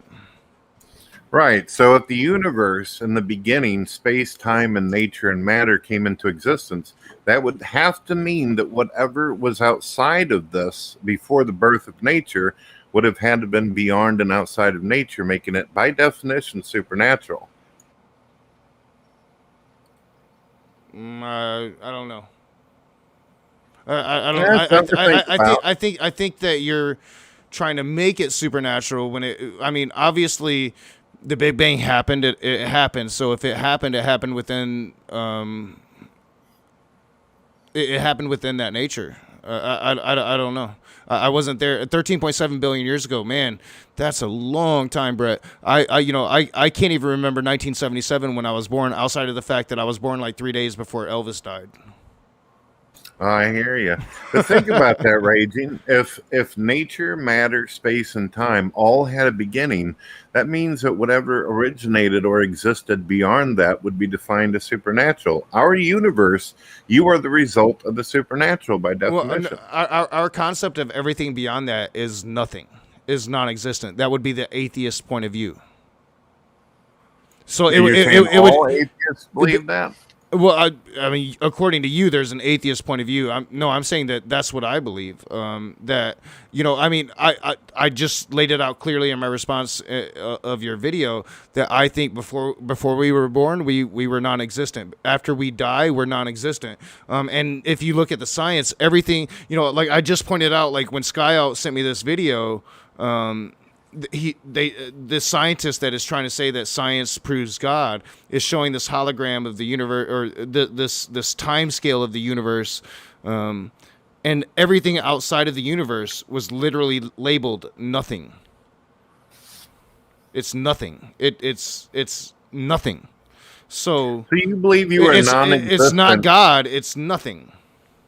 So are you saying that you're convinced that you were non-existent before your parents gave you birth? The reason why I asked this yes, is I have no evidence to believe otherwise. Do you? You don't believe that there were materials following up to the point in the event where you came into what you call existence? Well, I call existence is based upon my sentient mind, Brett. It's not based upon my individual materials of my biology. My existence is my mind and my memory. I have no memory of any existence. I don't even really honestly remember being born, but I have no memory before this existence. See, Raging, now you're getting into some philosophy there. There's people nowadays who are 50 years old that have lost their entire memory, don't even know the life they lived. Does that mean they don't exist, though? No, I'm not speaking to that. They clearly exist. They just lost their experience. They'll develop new ones. That's called life. There you go. Sometimes, most of us do it from birth. Sometimes, in these extreme examples, you have to do it again. I hear you. I hope Mr. Richard gets his mic working because he seems like he's wanting to throw out some ideas at us, Rage. Well, I was curious, Brent, how you justify from within the text of the Bible a place where in the Bible there's a universal context given for some kind of creation of God. Because you said God would be outside of space-time, unless I'm misunderstanding you. Is that something you believe? Well, if God exists outside of space and time, then he's not constricted by the laws that we are restrained by within the universe. Well, I'm sure that would be convenient, but I'm wondering where there's a claim of creation in the Bible that's not local and conditionally qualified as being local. Well, in the book of Hebrew, one of the fascinating things about it is it actually talks about other worlds that God created. Now, the primitive men, according to non-believers, didn't even know about an outside universe or external planets, but the Bible knew about it. That's a fact. Yeah, in that time frame and in that part of the world, the bright lights in the sky were all small, near, and were not galaxies, other bright stellar objects. Yes. Right. If you open up to the book of Hebrew, it actually speaks of other worlds God created. How did they In know fact. that? Isn't that something? Well, they couldn't have authored it. You could pen it, but you can't author it. That idea can't exist in that time in those people. I agree. You roboted out at the end of that, Richard. Yeah, the Robocop, connection sucks. I drop it. apologize, guys. Drop it, RoboCop. Yeah, what I said is the idea of multiples of an Earth-like planet was impossible to those people. They could not have authored the idea. But we find Goldilocks planets today, and only in a very, very small sphere can we see them, and we've counted more than 20. I don't. By the way, Rage, I gave you a link. I gave you a link for that trillionth of a second thing. Go ahead. All right, but I don't think that you can say that they couldn't have imagined it. I think humans could have imagined it. I think we've been imagining things since the beginning of our existence, and I think plenty of humans were looking up at the stars and, could come to some deduction that there might be other worlds out there. Brother Rage, I thought you assigned value to the idea of gods replacing and explaining reality. Haven't you said that before? God's replacing when explaining reality? Like the people didn't understand the reality of the thing, thereby Thor made the thunder. Statements like that. Well, yeah, I mean, I think that's a possibility. I mean, like my main position all along was I wasn't there, and I can only go based upon my personal experience in this life. And for me, reading the Bible, I see a whole lot of God intervention. I see a whole lot of angels coming down, and superhuman peoples, mass murder, genocide, and I don't see those angels anymore. It's just like, we're so far removed. I don't understand why people take this shit seriously. So if you don't take it seriously and you take it metaphorically and you're trying to say like, all right, maybe these people were speaking to higher intelligent beings and, this is some ancient astronaut story. I think that's far more plausible than, like this metaphysical God living outside of time and shit. No, that's what I'm arguing for is for the position that you just loosely described. And obviously you know me. Oh yeah. That what's being described is ancient human civilization, not of this planet.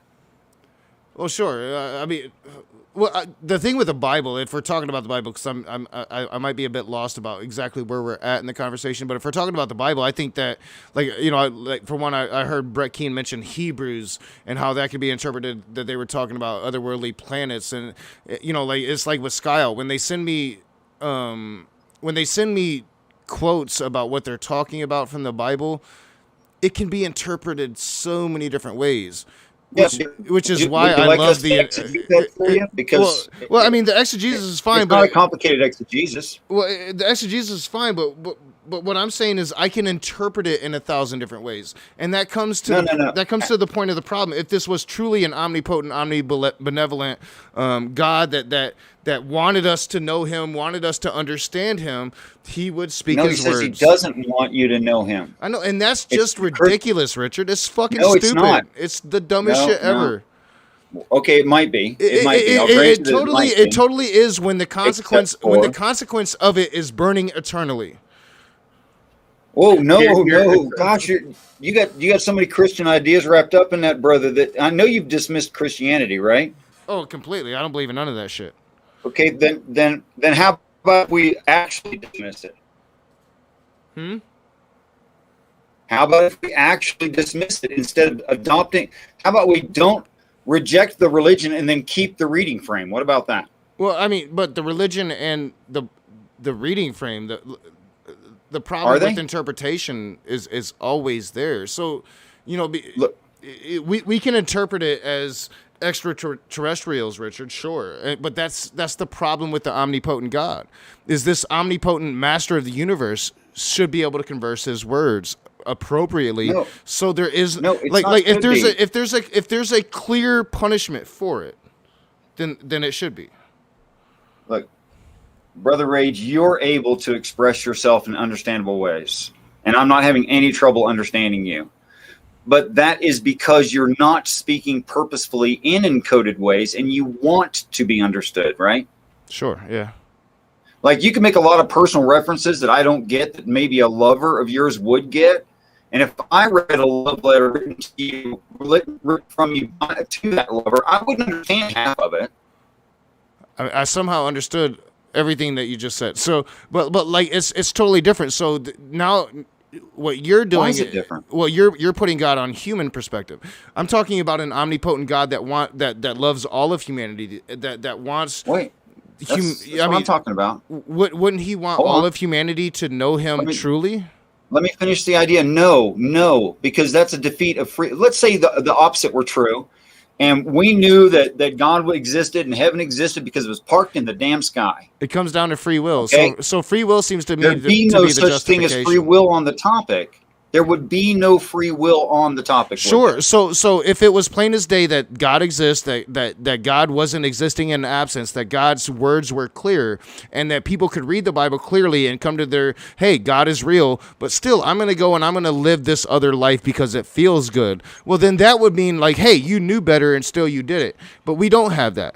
We don't have that. Well, at least then they could be responsible knowing the full truth. I mean, people often say there's like 10,000 different interpretations of Christianity. I'm going to go ahead and say, yeah, there's way more than that. But based upon that, I'm going to say there's 10,001 because you have one that's completely different, Richard. You know, and then I have one that's completely different. You know, like there's, you know, wait.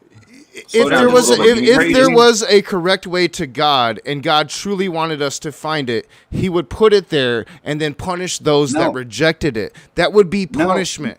And look, not doing so, brother, what we got is divine hiddenness and a fairy tale that we can't sort out until the whole book is completed in what the Christians would call the great day of the Lord, some call end times.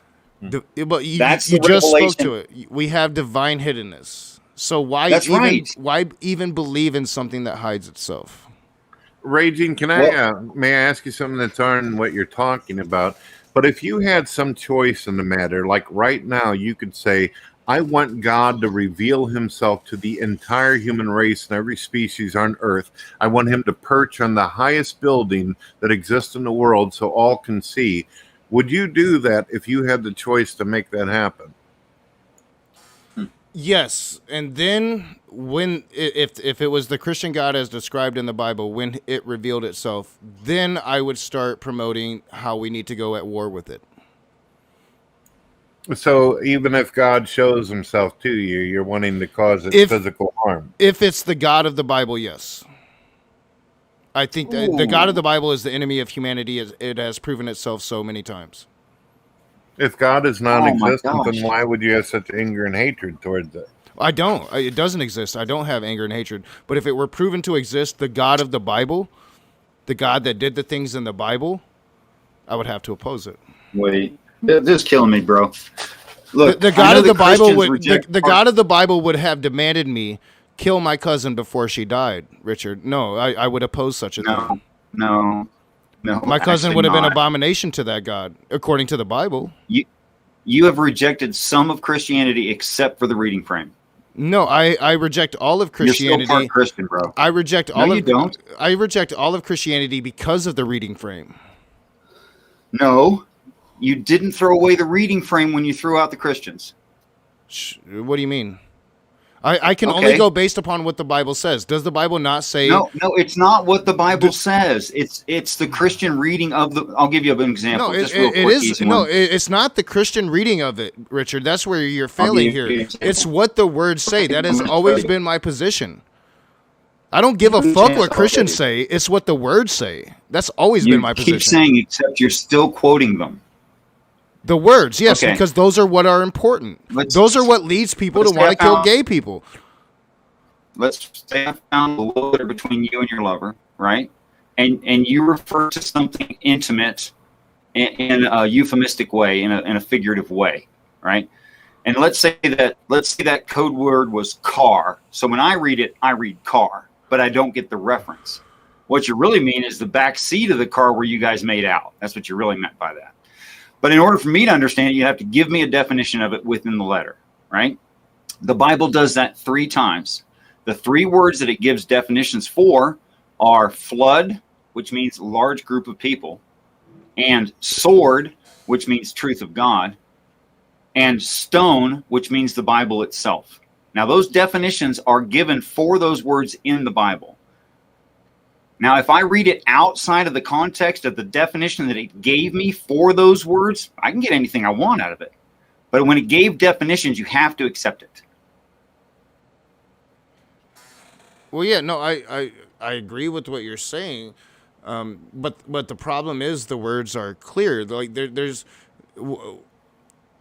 as the words are translated, it's something along the lines of "Thou shalt not sleep with mankind as you would womankind, for you are abomination." Can we go back to stoning gays? Yeah, like instead of changing the topic. No, that's exactly what I'm talking about here. Is you have this interpretation, Richard, and you have your thoughts that are, I would consider, far better than most Christianity. But unfortunately, most Christianity read the Bible and they read the words that's in them. And the words that's because they're prejudiced and hateful and Sure. they're tribal and they want to persecute others. That's what I fight against, and they that's use what the I'm Bible as speaking an to. excuse to hate others. They would hate people anyway, Sure. Yes. Yes. But then again, if you're talking about an omni-God, a perfect God, infallible, unable to make mistake, that wouldn't be an issue. The justification is always free will. It's always comes down to free will. God gave us free will. But has God really given us free will? Is there free will if there's hell? Is there free will if there's heaven? Is there free will if there's a known reward or a consequence? That's not free will. Is there free will? Is there free will in the face of full truth? Is there free will in the flood when all those people are dying? Is there free will in Jesus Christ coming back down and changing the covenant? You just said flood. What's the word flood there mean? Well, you say that, but the Bible literally says... It gives a definition. The flood is a... It literally... You can deny its own definitions for its own Richard, terms. You're like the only one person. About. You're like the one. I know. You're the only Christian in the world that doesn't think flood means flood. Well, it can't mean flood when it gives definition of the word waters, referring to that flood. It can't mean water. It literally says it flooded the world. It literally says it. It gives a definition for the word, Rage. You have to accept what it says about itself. When does it do that? Because I don't remember that.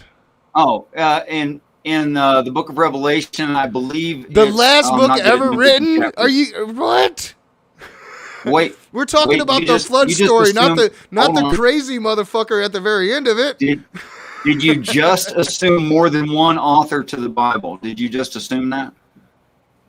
I just said no. Huh? There is more than one. What are you talking about? There's hundreds of authors. There's more than one. No, there's more than one person putting pen to paper. I'll agree to that. But if you don't at least do an internal critique based on the idea there's singular authorship, you don't even have a coherent theory of reading the Bible. Why do I have to do an internal? I am an atheist, Richard. Why should I come from the perspective of a theist? Oh, you don't have to. You can throw the whole thing away. It's okay with me. Christians always say internal critique. When does the Christian do an internal critique of the atheist? I'd be happy to talk to you about your belief systems.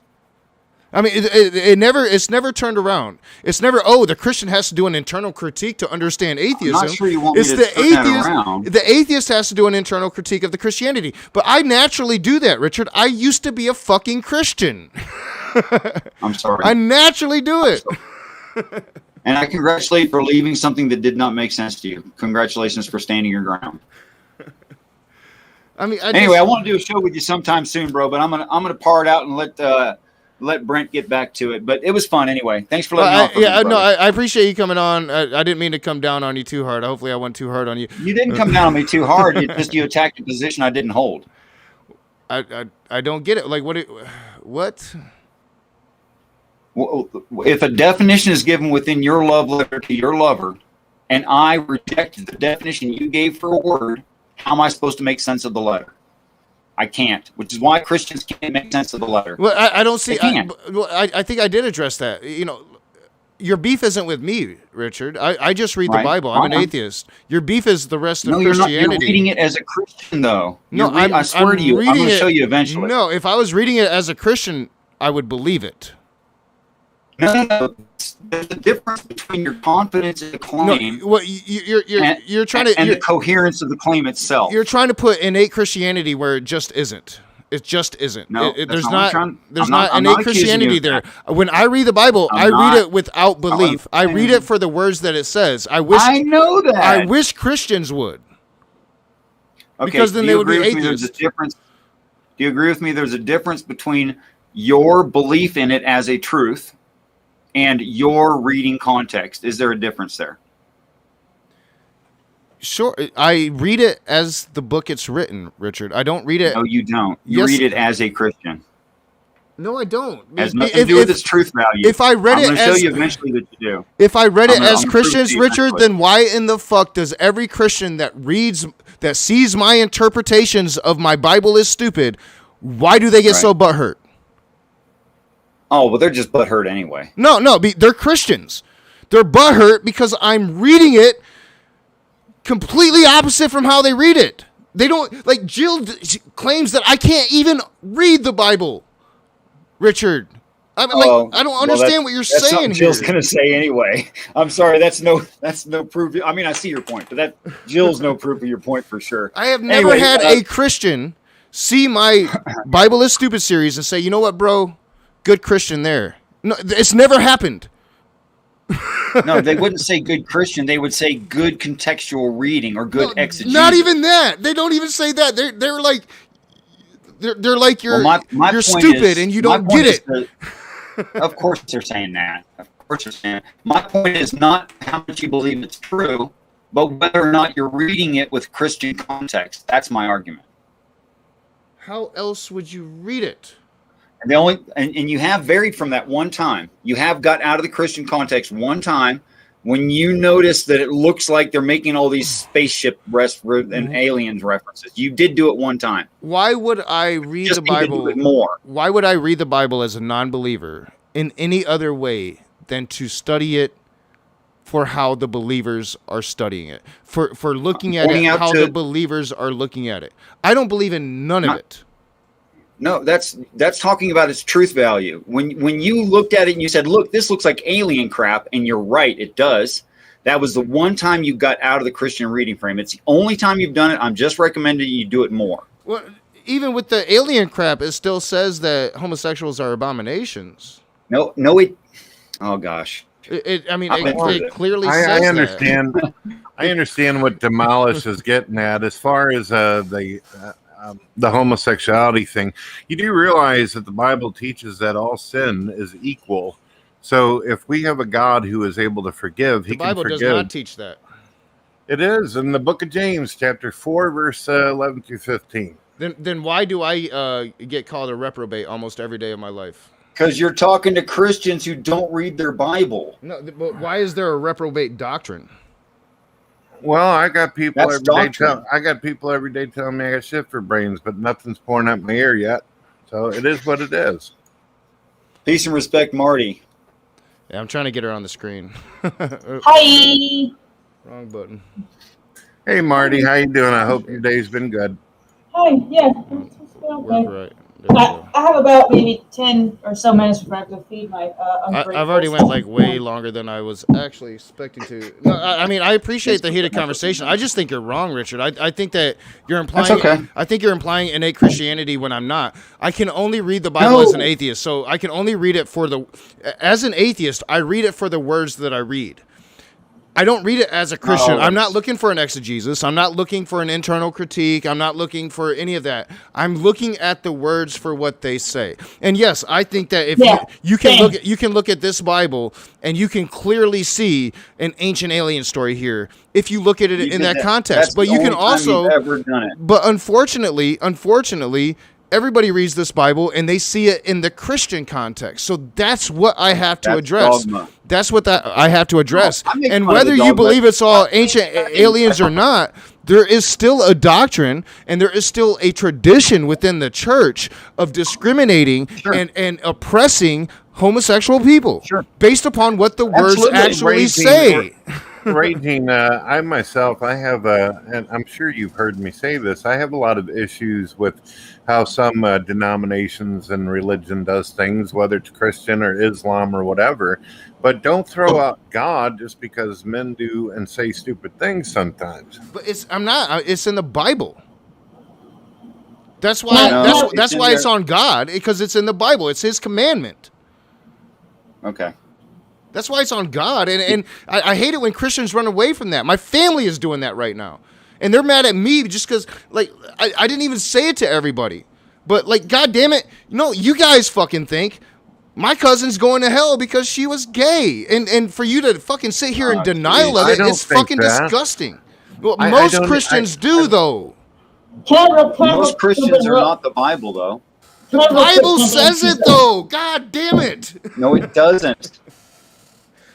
It absolutely does not, Rage. The Bible says, like, what, 100,000 people get into heaven. A remnant of a doesn't. remnant is going to get into heaven. Like, what you guys Actually, read? it says a remnant Richard, goes first. you read a different Bible than I read. I'm telling you. That's because you're still a Christian. No, and that is offensive as fuck. I'm sorry. That's like the worst thing you It's can true. fucking say to me, dude. And I'm trying to be cool. Truth hurts, don't It's it? not true. I love you, but the I truth recognize hurts. when my innate Christianity comes into play, and this is not it. When I read the fucking Bible and I read it for what the words say, Richard, I'm actually not being a Christian. Hey, can I jump in for 1 second? Do you mind? I only have like about 10 or so minutes before I go feed my Can you put your mouth closer to the mic, Marty, so I can hear you better? Let me turn my thing up. Hang on 1 second. I think You it's sound like fine. you're underwater with Megatron. Can you hear me now? Yeah, it's still a little muffly, but go ahead, Marty. I'm all ears. Maybe it's this. Let me try this. Is that better? Can you hear me now? Hello? I think we're doing the best we're ever gonna do. Go ahead, Marty. Sorry, I'm talking from my camera. I know this is heated, and I kind of see both sides. As someone who's pagan, when I read the Bible, I read the words, and I take the words as to what they mean. However, I don't put Richard in the Christian section because Richard is not a Christian. To call Richard a Christian to me is offensive to Richard. And I've said this before. If all believers were like Richard, if all believers were like Richard, the world would be a better place. Because his channel is called Demolish Doctrine. He's looking to get out of the Christians out of their doctrine and see God in a different way. See, even I guess I don't know if you even call yourself religious, Richard, but see religion in a different way. And I understand where you're coming from now, because when I read the Bible, I read the same thing. When I see the words, "Thou shalt not lie with a man as he does with a woman," for blah blah blah, the blood's on their hands, blah blah blah. I see those words and I take those words as what they say. Here's why, to me, I see the Bible and Christianity in general as flawed in general. God is supposed to be the only God that anybody pays any kind of attention to, and the Bible is supposed to be the only book that anybody's supposed to get any truth from. However, there's so many, everybody interprets it differently. Brett, I don't know a whole lot about you. I don't know where I'm bisexual. I don't know where you're at with LGBT, but you might think differently than Richard does. And somebody else might think differently than both of you. And somebody else might think differently than all three of you. It's so open to interpretation that I don't think there's any quote, and I'm saying I don't think. I'm not making a knowledge claim here. I'm saying this is my personal opinion. Anybody can take it or shove it. I don't care. I personally don't think there's any correct 100% truth in general. Hard atheists don't have it correct. Hard Christians don't have it correct. I don't have it correct. It's what's correct for you. As Jesus and God is a personal God and a personal Savior, if you're okay with gay people, your God's going to be okay with gay people. If you're not okay with gay people, then your God's not going to be okay with gay people. What it seems like is Christians create God in their image, not the other way around. That's what I got. So, Marty, you're basically saying that people anthropomorphize deities. Sorry? So you're basically saying that people tend to anthropomorphize deities. Yeah. Those were some actually pretty good observations there, Marty. Yeah, Hey, I'm gonna go have a smoke, but peace and respect, y'all. Marty, still gonna hold you to a show, and Rage, I hope you'll do another one with me sometime soon. Oh yeah. Yeah, I'm not really mad at you, Richard. I'm just hot. I love you, brother. Oh, you're cool. He rages. That's what he does. I noticed that. Tomorrow, like, Seems to me there was some channel name somewhere. I don't know. Anyway, you guys, peace and respect to you all. Bye, Richard. I'll email you when I It was good chatting with you, Brett. Thanks a lot. See you later there. You come by my live show sometime, all right? I like Thanks, you. boss. Later. All right. So yeah, I mean, yeah, I take the Bible for what it says, and I see. Yes, and so do I. But I mean, there's also the elements within society, right? Like, talking about innate Christianity, shunning of gay people happens not just in Christian homes, but it comes from a place of innate Christianity in a lot of people who aren't even fucking mainstream Christians anymore. I don't even think it's a religiosity thing, because my dad is a hardcore firebrand atheist, and if I was a boy and I was gay or bisexual, I would cease to exist in him. Well, so I don't really think, I think it ultimately does, because we were all raised within that Christian dynamic that the older generations was raised in this country. Gay rights is something completely new to this country. Yeah, it is completely new. This is not something we talked about 30 years ago. It's not something most people would even consider 30 years ago. This is completely new. So people were raised in that dynamic, right? So, I mean, whether you're religious or not, but it all comes from a religious place. It all comes from the fundamental religion that overtook this country for so long, and we should not ignore it, and I will talk about it to the end of my days. And one of the problems with these different interpretations of it is it doesn't point out the fact that this shit is harmful, and it is still causing harm today. The Supreme Court is coming out with a ruling on this case any day now that's going to affect gay rights in this country.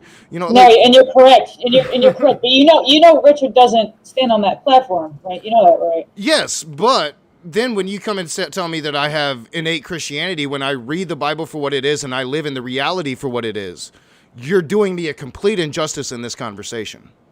I agree, but I kind of see, because he has a problem with, like I said, he doesn't consider himself a Christian. I don't even consider him a Christian. But like, it shouldn't lead to denial of what Christianity actually is in practice. That's what he's railing against. He's railing against the Christians that practice the way they It's like I told him, don't be mad at me, be mad at the Christians doing that, because I can only speak out against it, right? I can only read the Bible for what it says. And to tell me that I'm reading it as a Christian, no, I'm fighting against it. And I'm fighting against their Christianity. And I don't know, it's just he went about that the wrong way, in my opinion. You guys are railing against the same thing, but you are talking past each other to do so. Yeah, but that's what I think. It's probably all my fault. I was going to say, Raging, I try to see it like this. I'm aware I have my own views and beliefs, and I don't wish to control or force people to live according to my moral compass and ideas. If someone is happy and they're not causing harm to others, then live the life you will. Be the master of your own destiny. Well, I totally agree with that. That's why I'm not an atheist that believes, like, we should just, like, our goal shouldn't be to just, like, ban religion, because of course, religion itself inherently isn't an evil thing. It's what people do with it, right? And it's the harmful interpretations is what I fight against. Like, I'm clear. Like, I think progressive Christians are wrong. I don't think that they know their God. But goddamn it, I hope that they win the propaganda battle. I really fucking do. Well, Raging, there is a thing I do agree with you on. The Bible is a huge collection of books, and unfortunately, some people are going to use it as a political manual in order to get their way, whether it be negative or positive. And I'm sorry that happens. Well, yeah, I mean, if people saw the Bible as like just some, I don't know, what is the word Bible? It's like a root, right? Like, it's like I don't know. There's a specific definition. I should look it up, but Bible is a starting point, and you're supposed to create after that. And it appears to me that people place their stock on this 2,000-year-old idea, 3,000. I mean, we'll be generous with the Torah and give it 3,000, but there have been a lot of new ideas since then, and we in the last 200 years, the innovation technology wise, I mean, humanity has come farther than it ever has before. This world is smaller than it ever has been before. We live in a new age, and none of us know how to respond to it. But one thing that is pretty evidently clear based upon the evidence is that the God question isn't a certainty at the least anymore. And that's scary for a lot of theorists. That's scary for a lot of theists. And for us, you know, it's scary as well, because if the theists really ganged up on us, we're fucked. So, you know, as history has proven time and time again. Do you believe that the Christians are the number one folks you ought to look out for whenever it comes to that analogy? I think that religion, dogmatic religion, fundamental religion, is the root source of most of the bad shit that happens in society. That's my belief. It's probably an irrational belief, but it's a belief that I hold. Raging, you know that historically there has been other positions tried politically and through government. There's been atheists who've taken a great deal of power, and they didn't do so well. Well, I mean, what are we talking about particularly? Well, I don't want to offend anybody, but Joseph Stalin is a perfect example. He he manipulated and twisted science, caused a lot of harm. He killed more people in a month than most of the religious wars combined. But he didn't do that like in the name of atheism. You're not saying that, right? Does it really matter? I mean, Marty, if you think about it, and I've heard that said, if somebody points a gun at your head and they say, "I'm going to kill you because I'm religious or because I'm a non-believer," does it matter? You're going to die. Yeah, you're right. But a lot of Christians say, "Well, Stalin was an atheist and he did all this in the name of." And no, he didn't. I was just making sure that's not what you're saying. I believe he did it because of his political views and his ideologies of himself. Well, he could have just been a psychopath, right? Could have just been a lunatic. Yeah, I gotta go because I gotta go feed my cats and my dog. But thanks for letting me in. I'll talk to you later. Bye. Yeah, have a good night.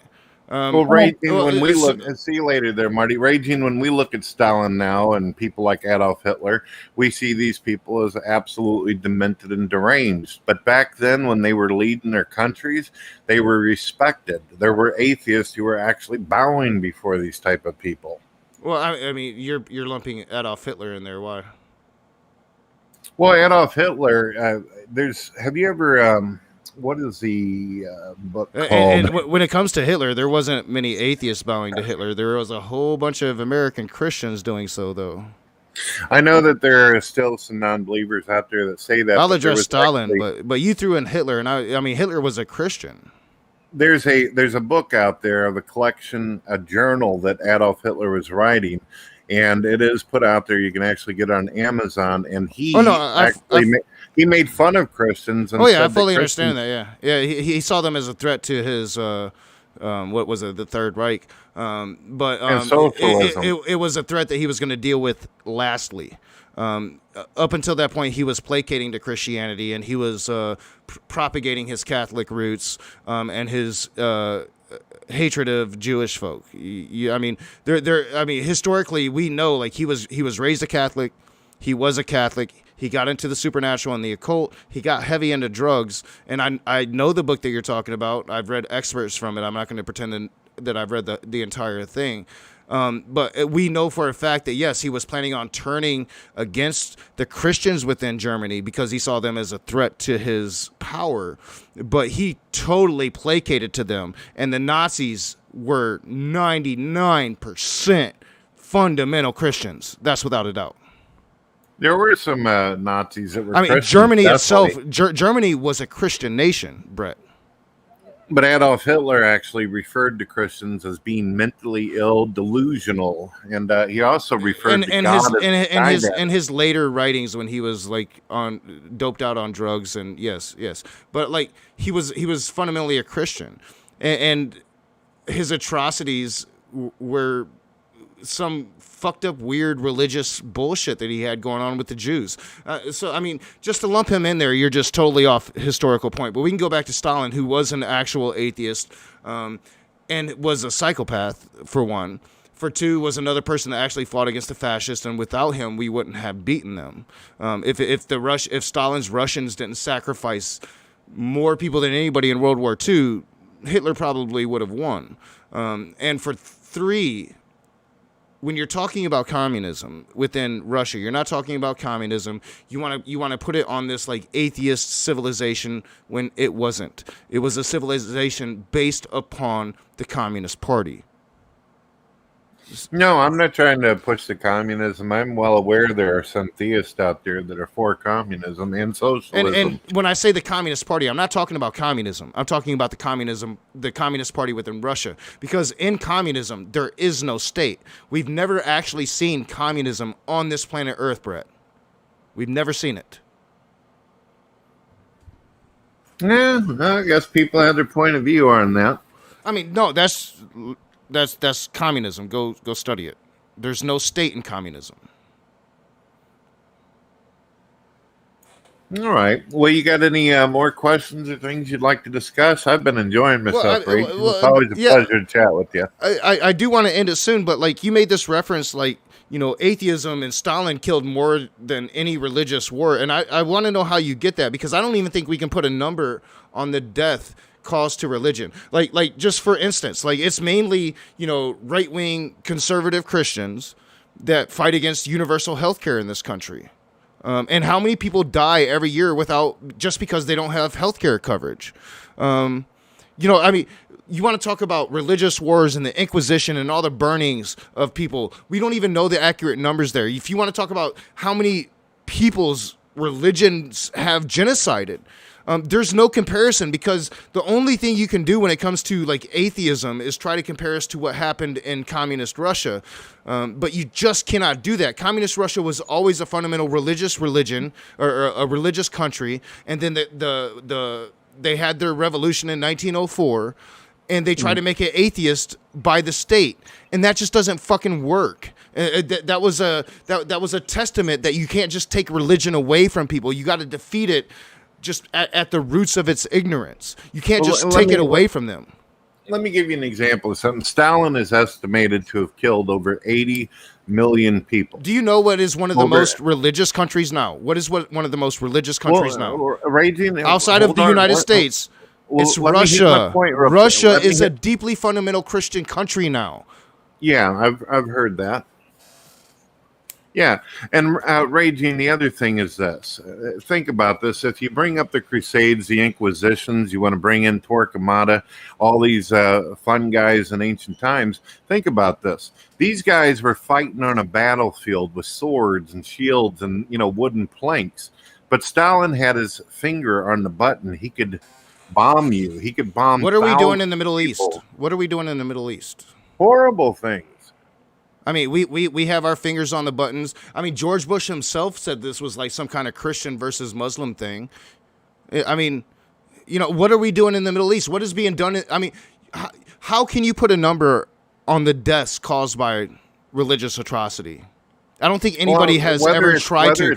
They try to put a number on the deaths caused by quote unquote atheistic atrocity, but they ignore their own, and their own, just by their dominance within society, Brett Keane, far surpasses ours, because we've had no power, hardly ever. Well, the point was not a competition between who's got the highest. You made that claim. I didn't.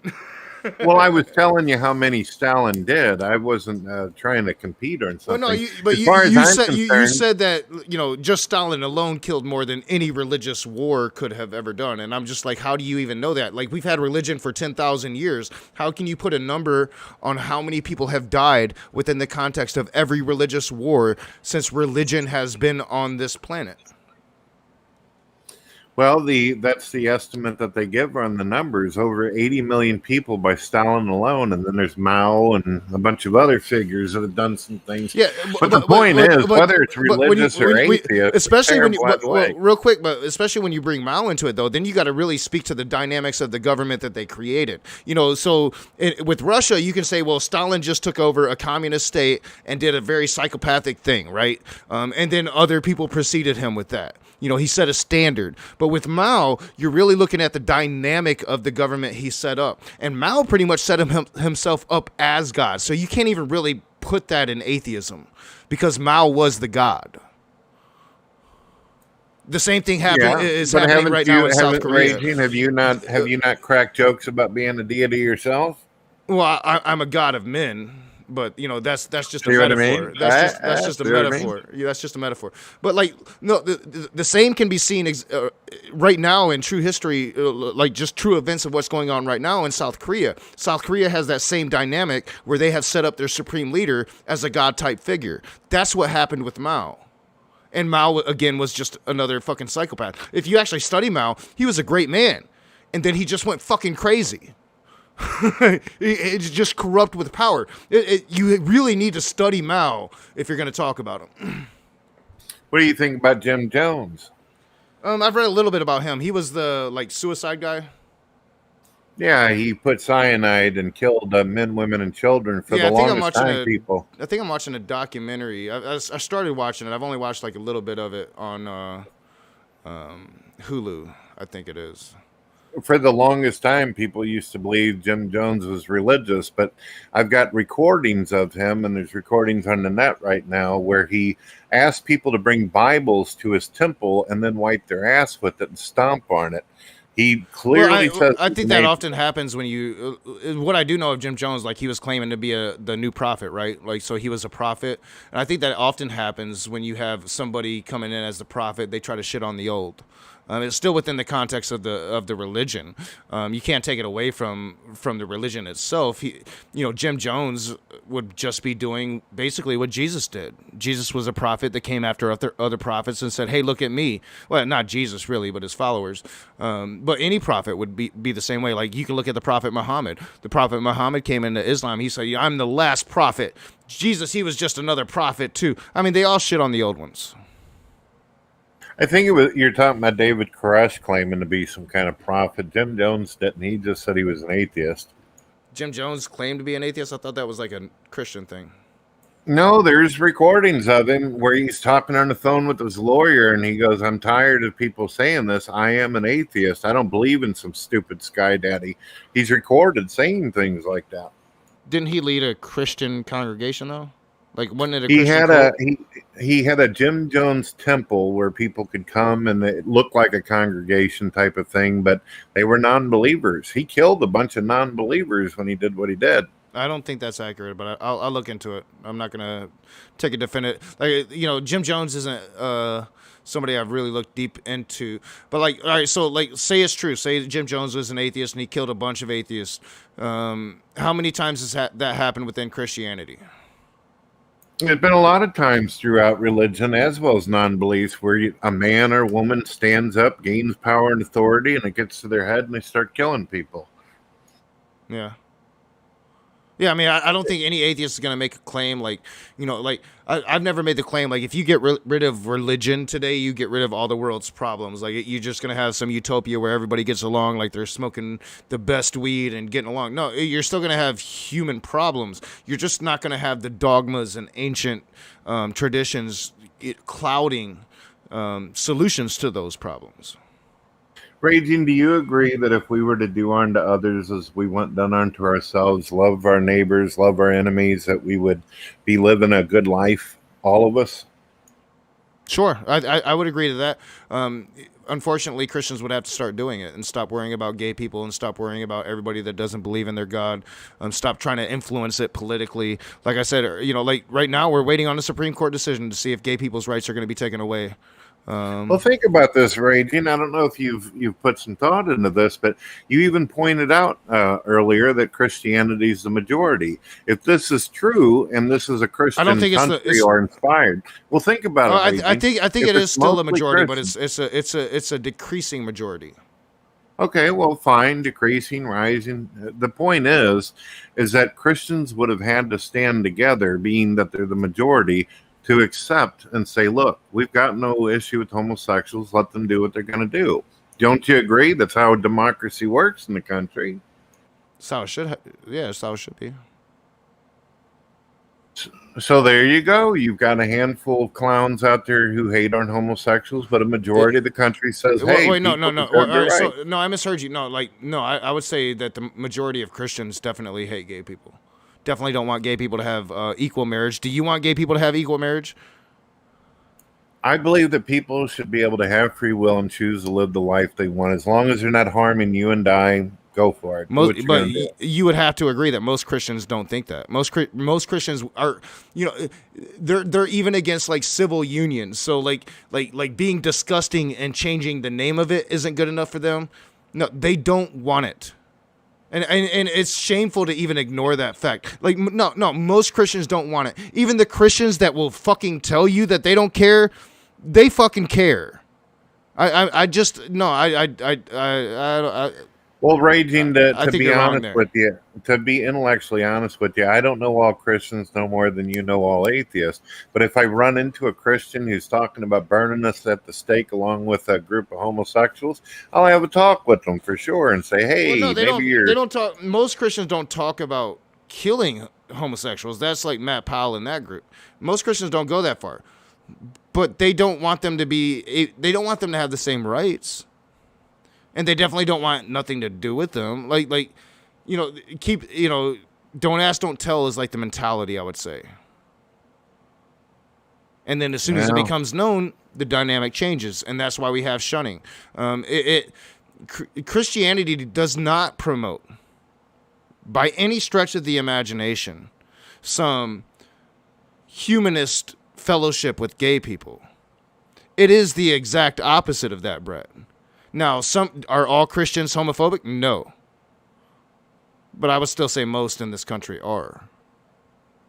Well, there's also passages in the Old Testament that warn religious folks to be careful when around non-believers and even suggest you stay completely away. But you see religious people all the time want to chat with you, right, Raging? Well, that's a new thing, and that's not most religious people don't want to chat with me. Like it takes a certain type of religious person that's going to actually come on YouTube and talk and be open and have these conversations.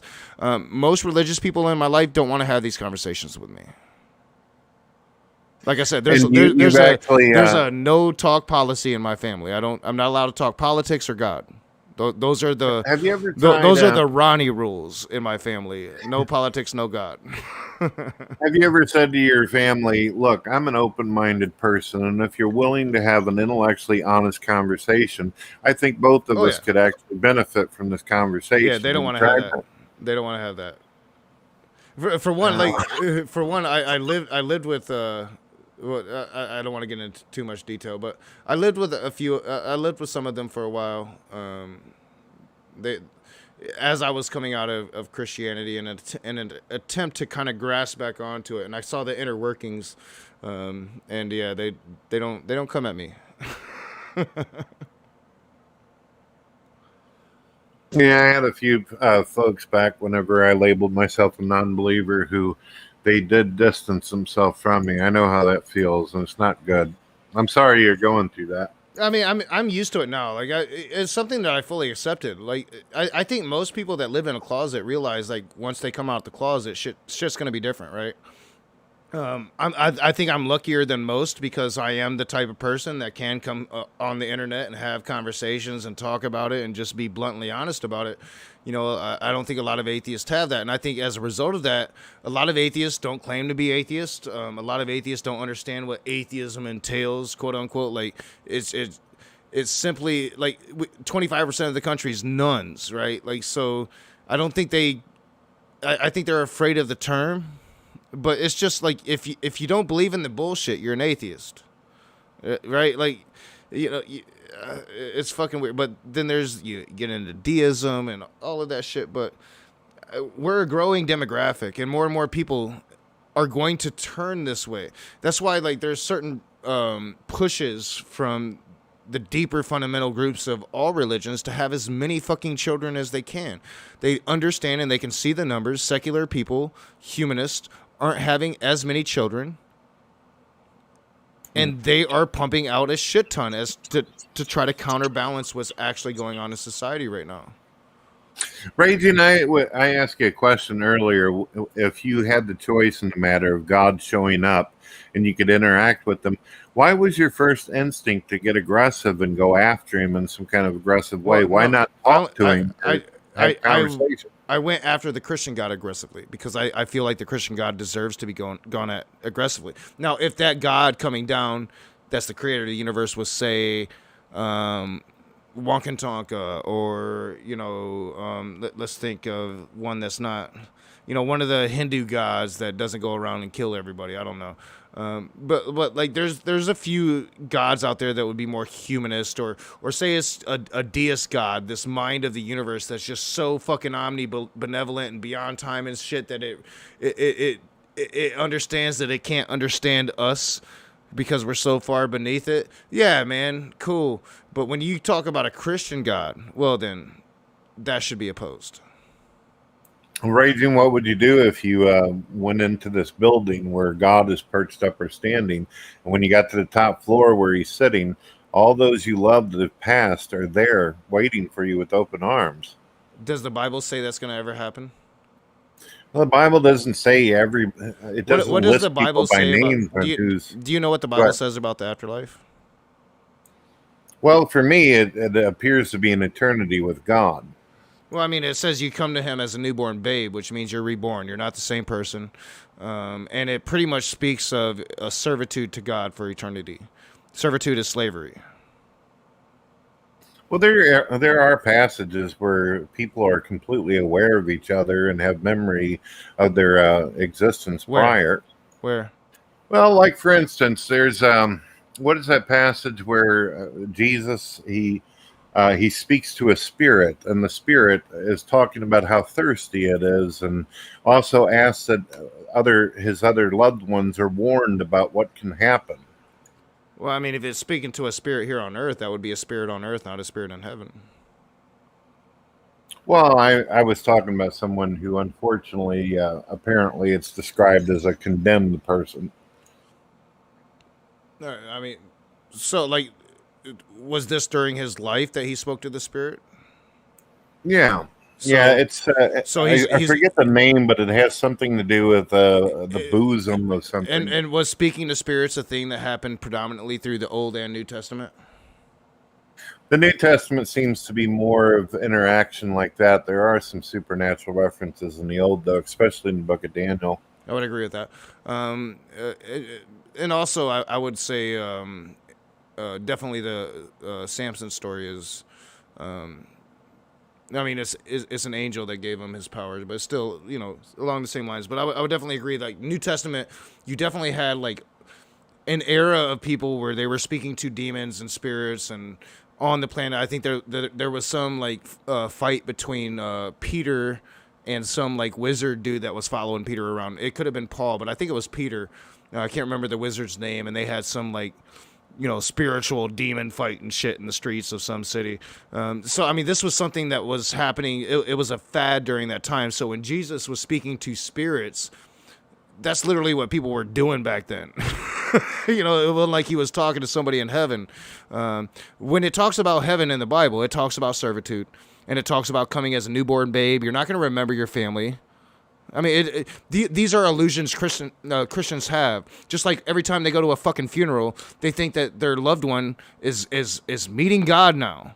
No, the Bible doesn't say that. I'm sorry you think that, but it just doesn't say that. And if the Bible doesn't say it, and that's your holy text, that's your infallible word of God, I'm sorry. Sorry for your luck. Your family member is waiting until whenever it is that Jesus decides to come back. And it's taken a long goddamn time. I mean, imagine those first Christians, how long they've been waiting in the ground, Brett. Just imagine it. 2,000 years waiting for Jesus to come back so they can go to heaven.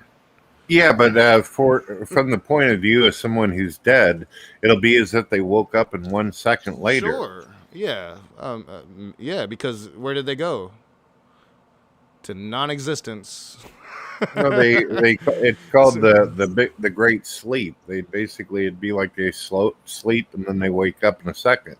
Yep, and then they get to ascend to heaven and be slaves as newborn babies.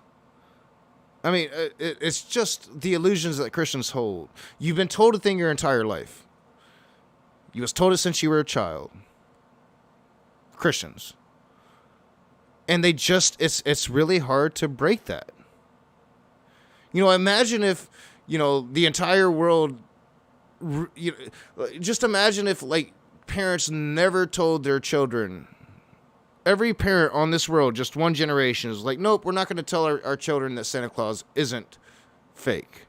You know, we usually wait till they get to, 11, 12, and then we tell them, yeah, that we were kind of lying to you. What if we just decided to stop doing that? And then 1,000 years from now, Santa Claus would be a fucking god, Brett. I mean, it's just the things that we're willing to believe in. Sure, if it makes you feel better, do it. But the moment you start pointing the finger at other people and saying, nope, my imaginary friend says you can't do what you do because, you know, bad.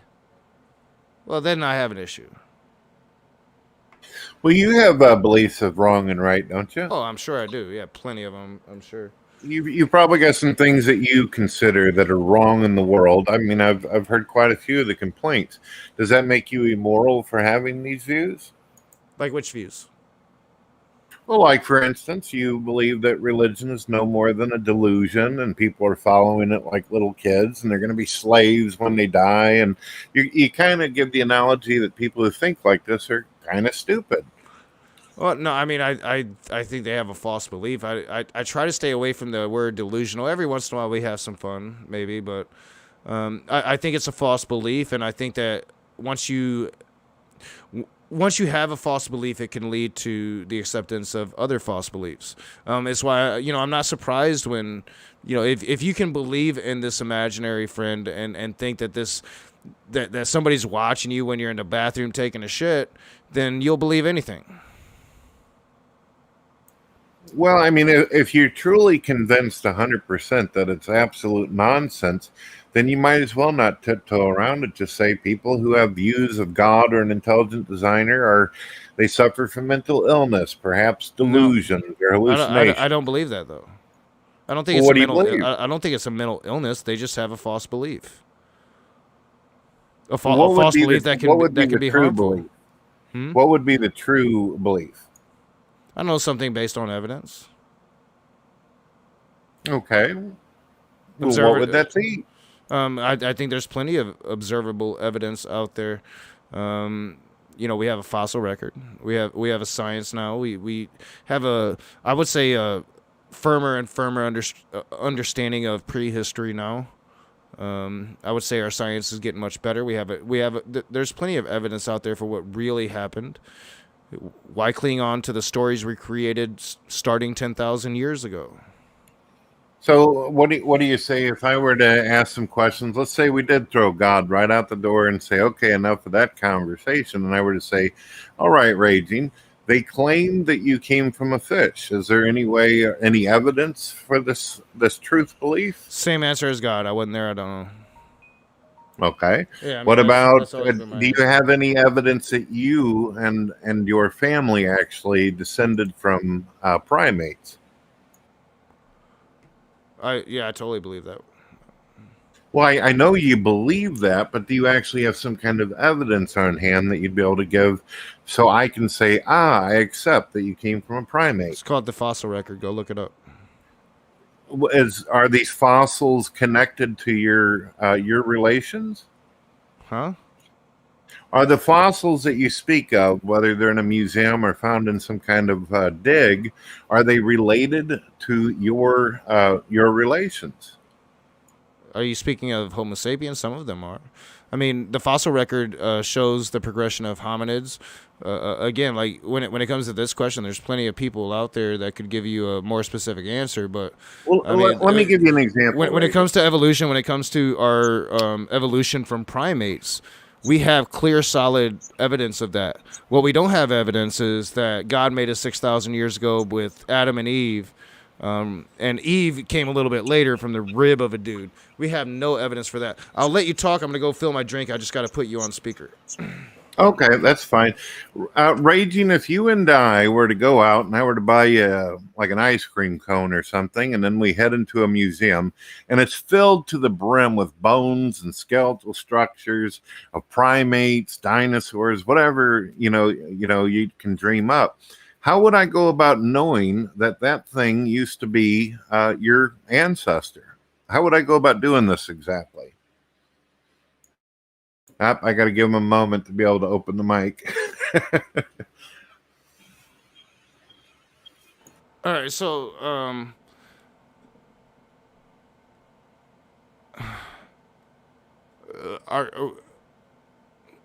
for one, we can study DNA. We can study time testing.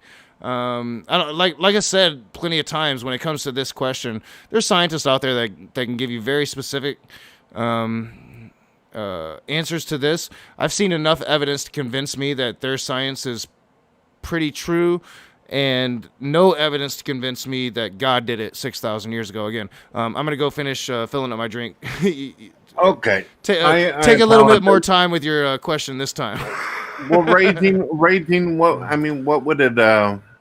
How open-minded should I be here? I'm willing to go to a museum with you. I'm willing to go to a lab and allow you to pull out the most sophisticated tools known to mankind.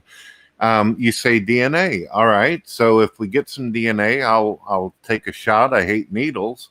Put my DNA down, then we'll get some monkey, put its DNA down. What am I supposed to see in the monkey's DNA that's supposed to prove without a doubt that I came from something like that? Take your time. I'm in no rush. This ain't Jeopardy.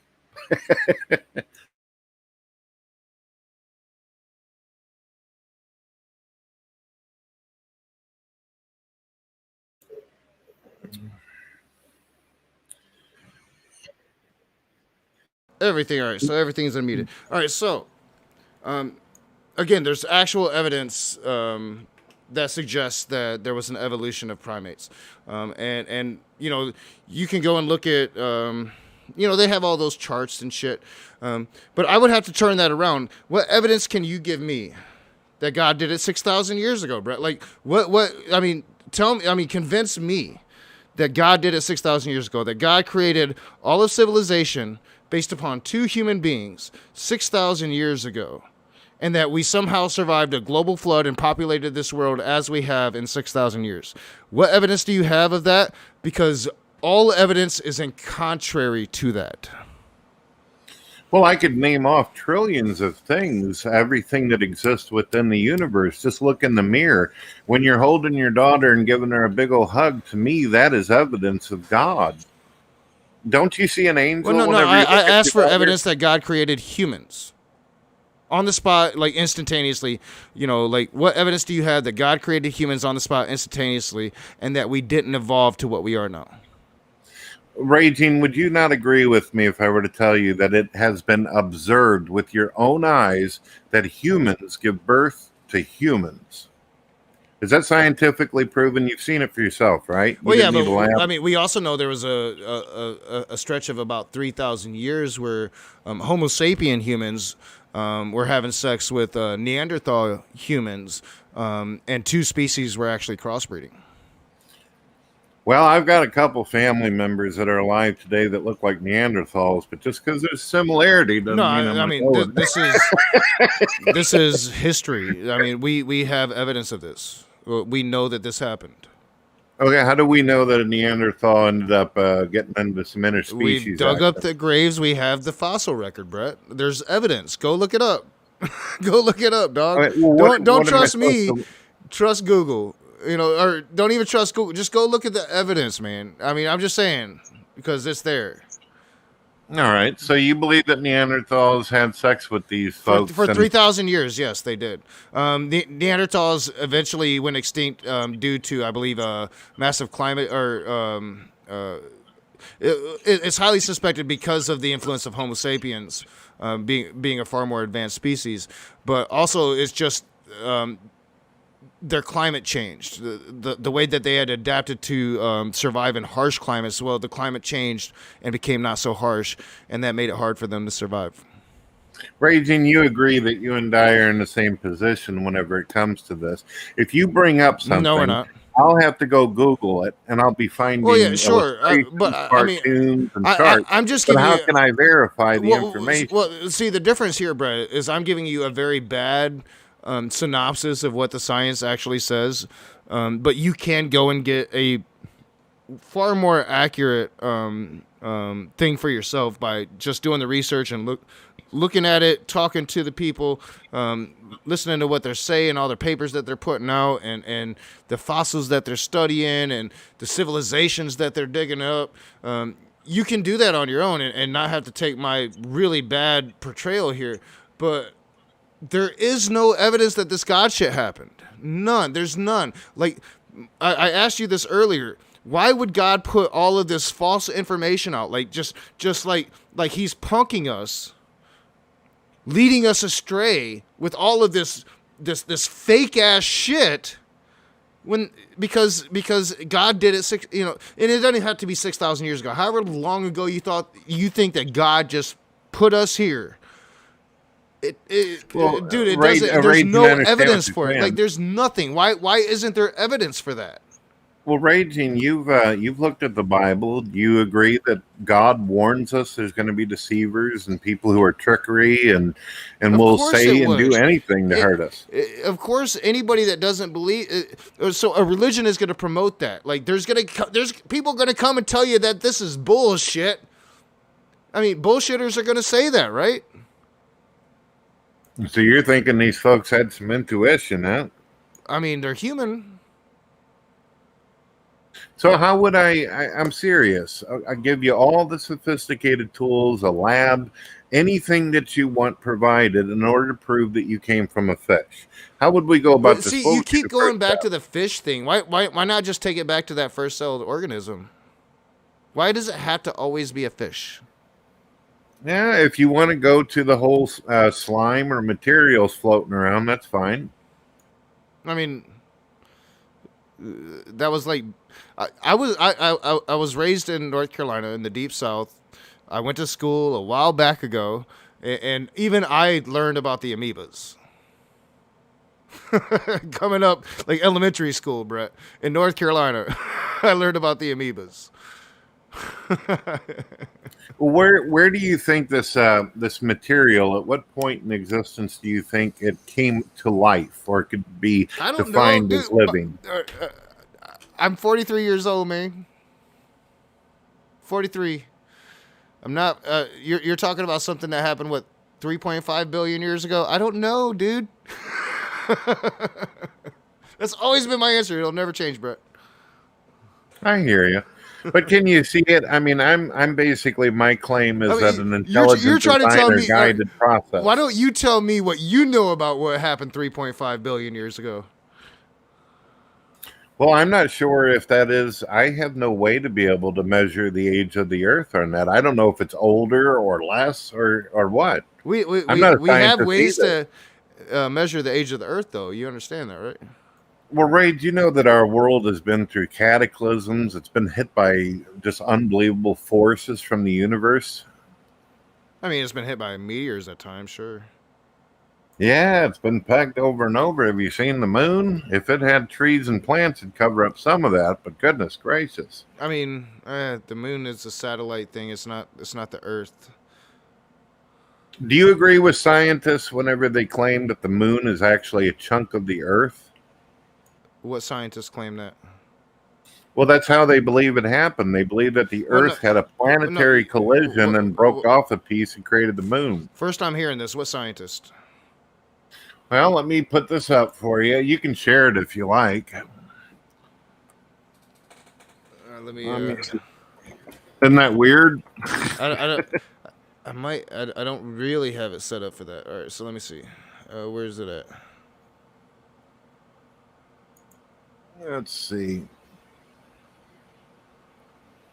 Yeah, here it is right here.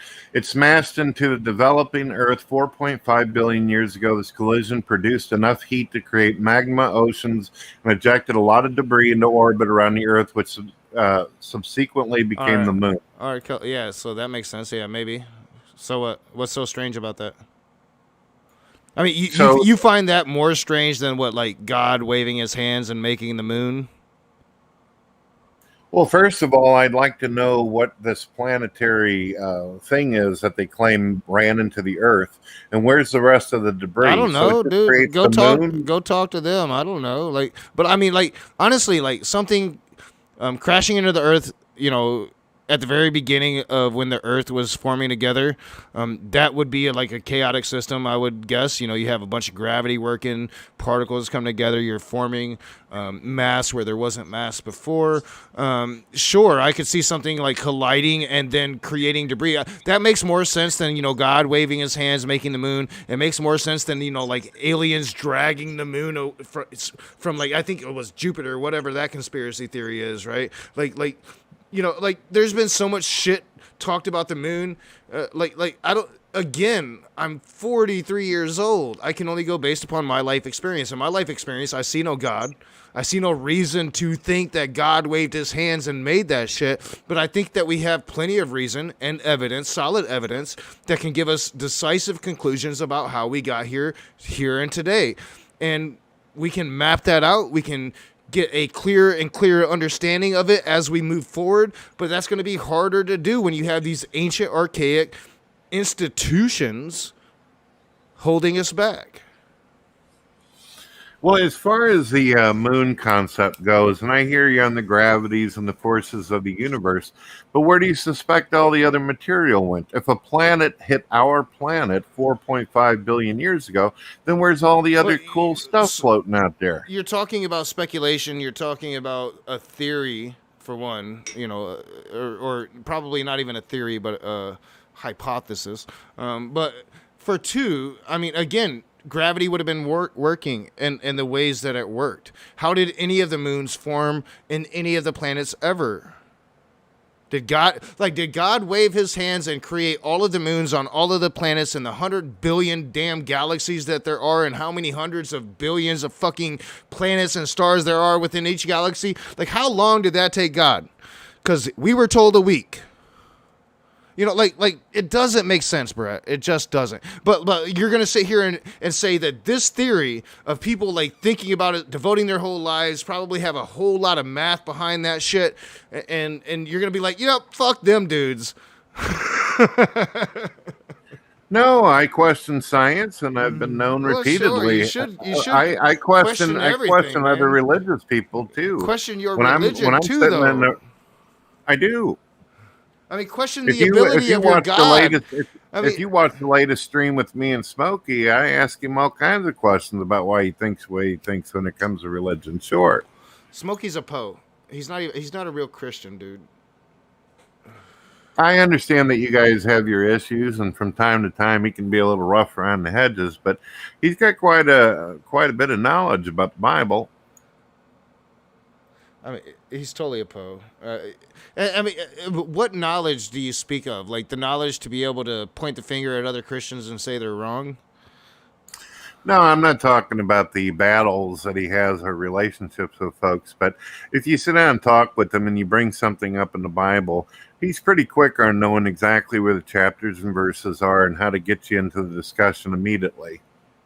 I've never experienced that. That's fair enough. It doesn't matter to me if people are posed anyway. As far as I'm concerned, 90% of the internet's a meme. You know what I mean? Well, I mean, if you take your religion seriously, I think that you should take somebody pretending to be in your religion seriously. Well, how am I supposed to do that on the internet? How am I supposed to know that when you turn off your computer, you're not down in your basement doing the Norman Bates thing in a dungeon or something. I don't know. I'm not even going to attempt to assume I know what people are doing once the computer's off. You know what I mean? Well, no, you base it upon what they do when their computer's on. Yeah, but even that can be deceptive. Been on the internet too long, raging to fully give people 100% condolences on that. I don't know. He's done some bad shit, not just to me, to a lot of people, to a lot of Christians. It's I said it on stream the other day. Smokey Saint has done more damage to the YouTube Christian community here than any atheist could ever dream of doing, and that's the truth. I mean, go watch like 80% of his streams. He's going at Christians and calling them heretics and talking about how they wrong and he right and they need to probably start raping kids like he do. I'm sorry, I didn't mean to go there. Oh, I've been on the bad end of Smokey before. I know. His favorite thing to tell me was I was a cockroach, and I go, "Why so much hate towards cockroaches? They're good people." Yeah, nothing wrong with a cockroach, man. Used to live in the city. We had things so big you could use them for a Warcraft mount.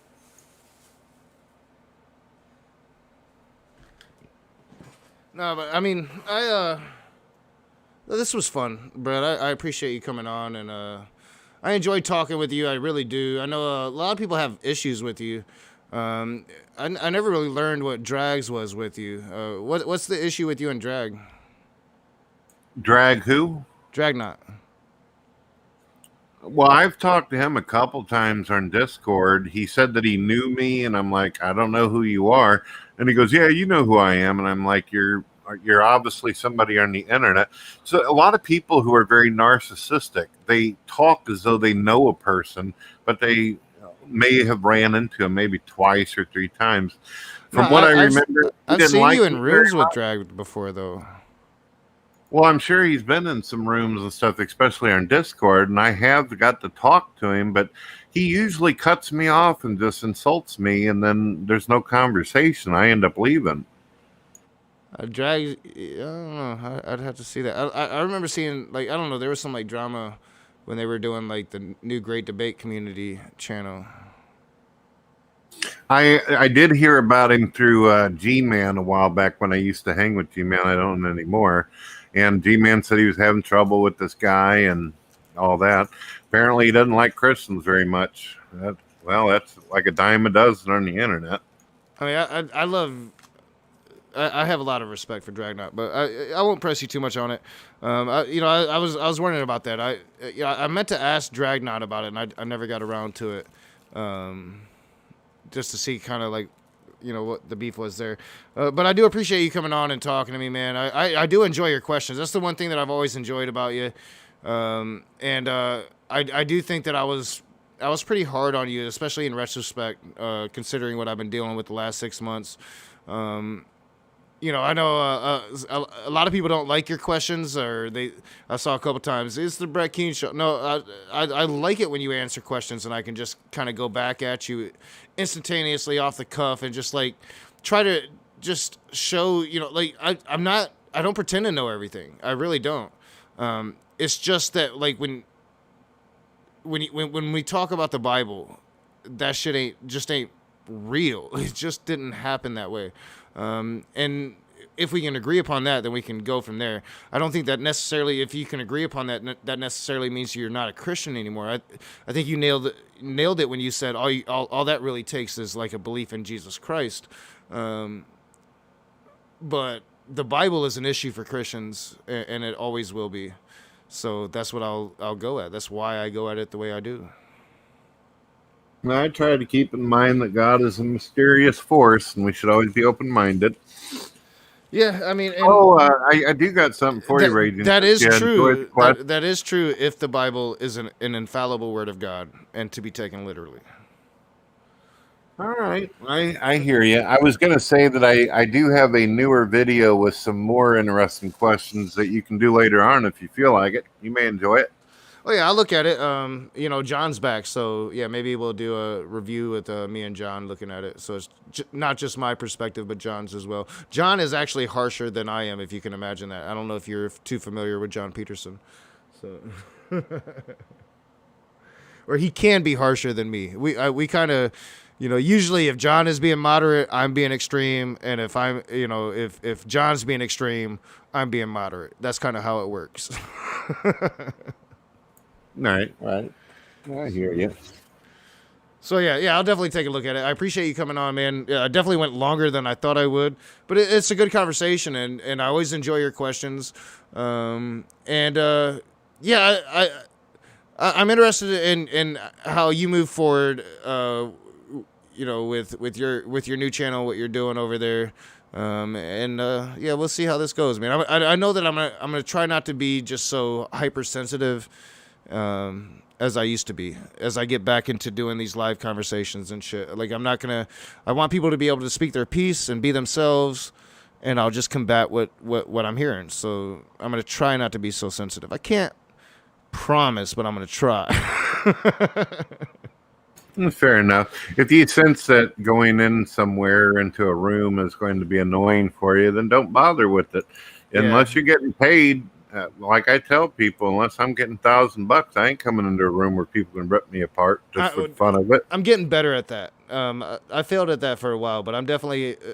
I have learned how to just stop with the internet shit. Just get away from my computer, ignore my computer for days if I have to. So I'm getting better at that. There you go. Sounds good. All right, you won't hear the closing music because I don't have the screen share on, but there will be a music as I close this thing out for about a minute or so. So, oh, yep, that works too. All right, thank you guys for being here. Good conversation. I'm sure I'll have plenty more with Brett. I do enjoy his insight. He is halfway inside the shit crew, I would say. And give me your feedback, and hopefully you guys put it in the side chat when I was talking to Smokey again. I want to hear what you guys think about it. What is your thoughts on it? Put a comment if you're watching this back, or if you want to make sure I see it, put a comment in the playback. Because I'm really like 50-50 if I should start talking to this dude again. But if I do, that first time might be glorious. Oh, it could be glorious. So maybe 55 to 45 in favor of, just because that first time could be glorious. Y'all have a good night. And as always, I have to send a big thank you to my patrons. My patrons have been there for me on the internet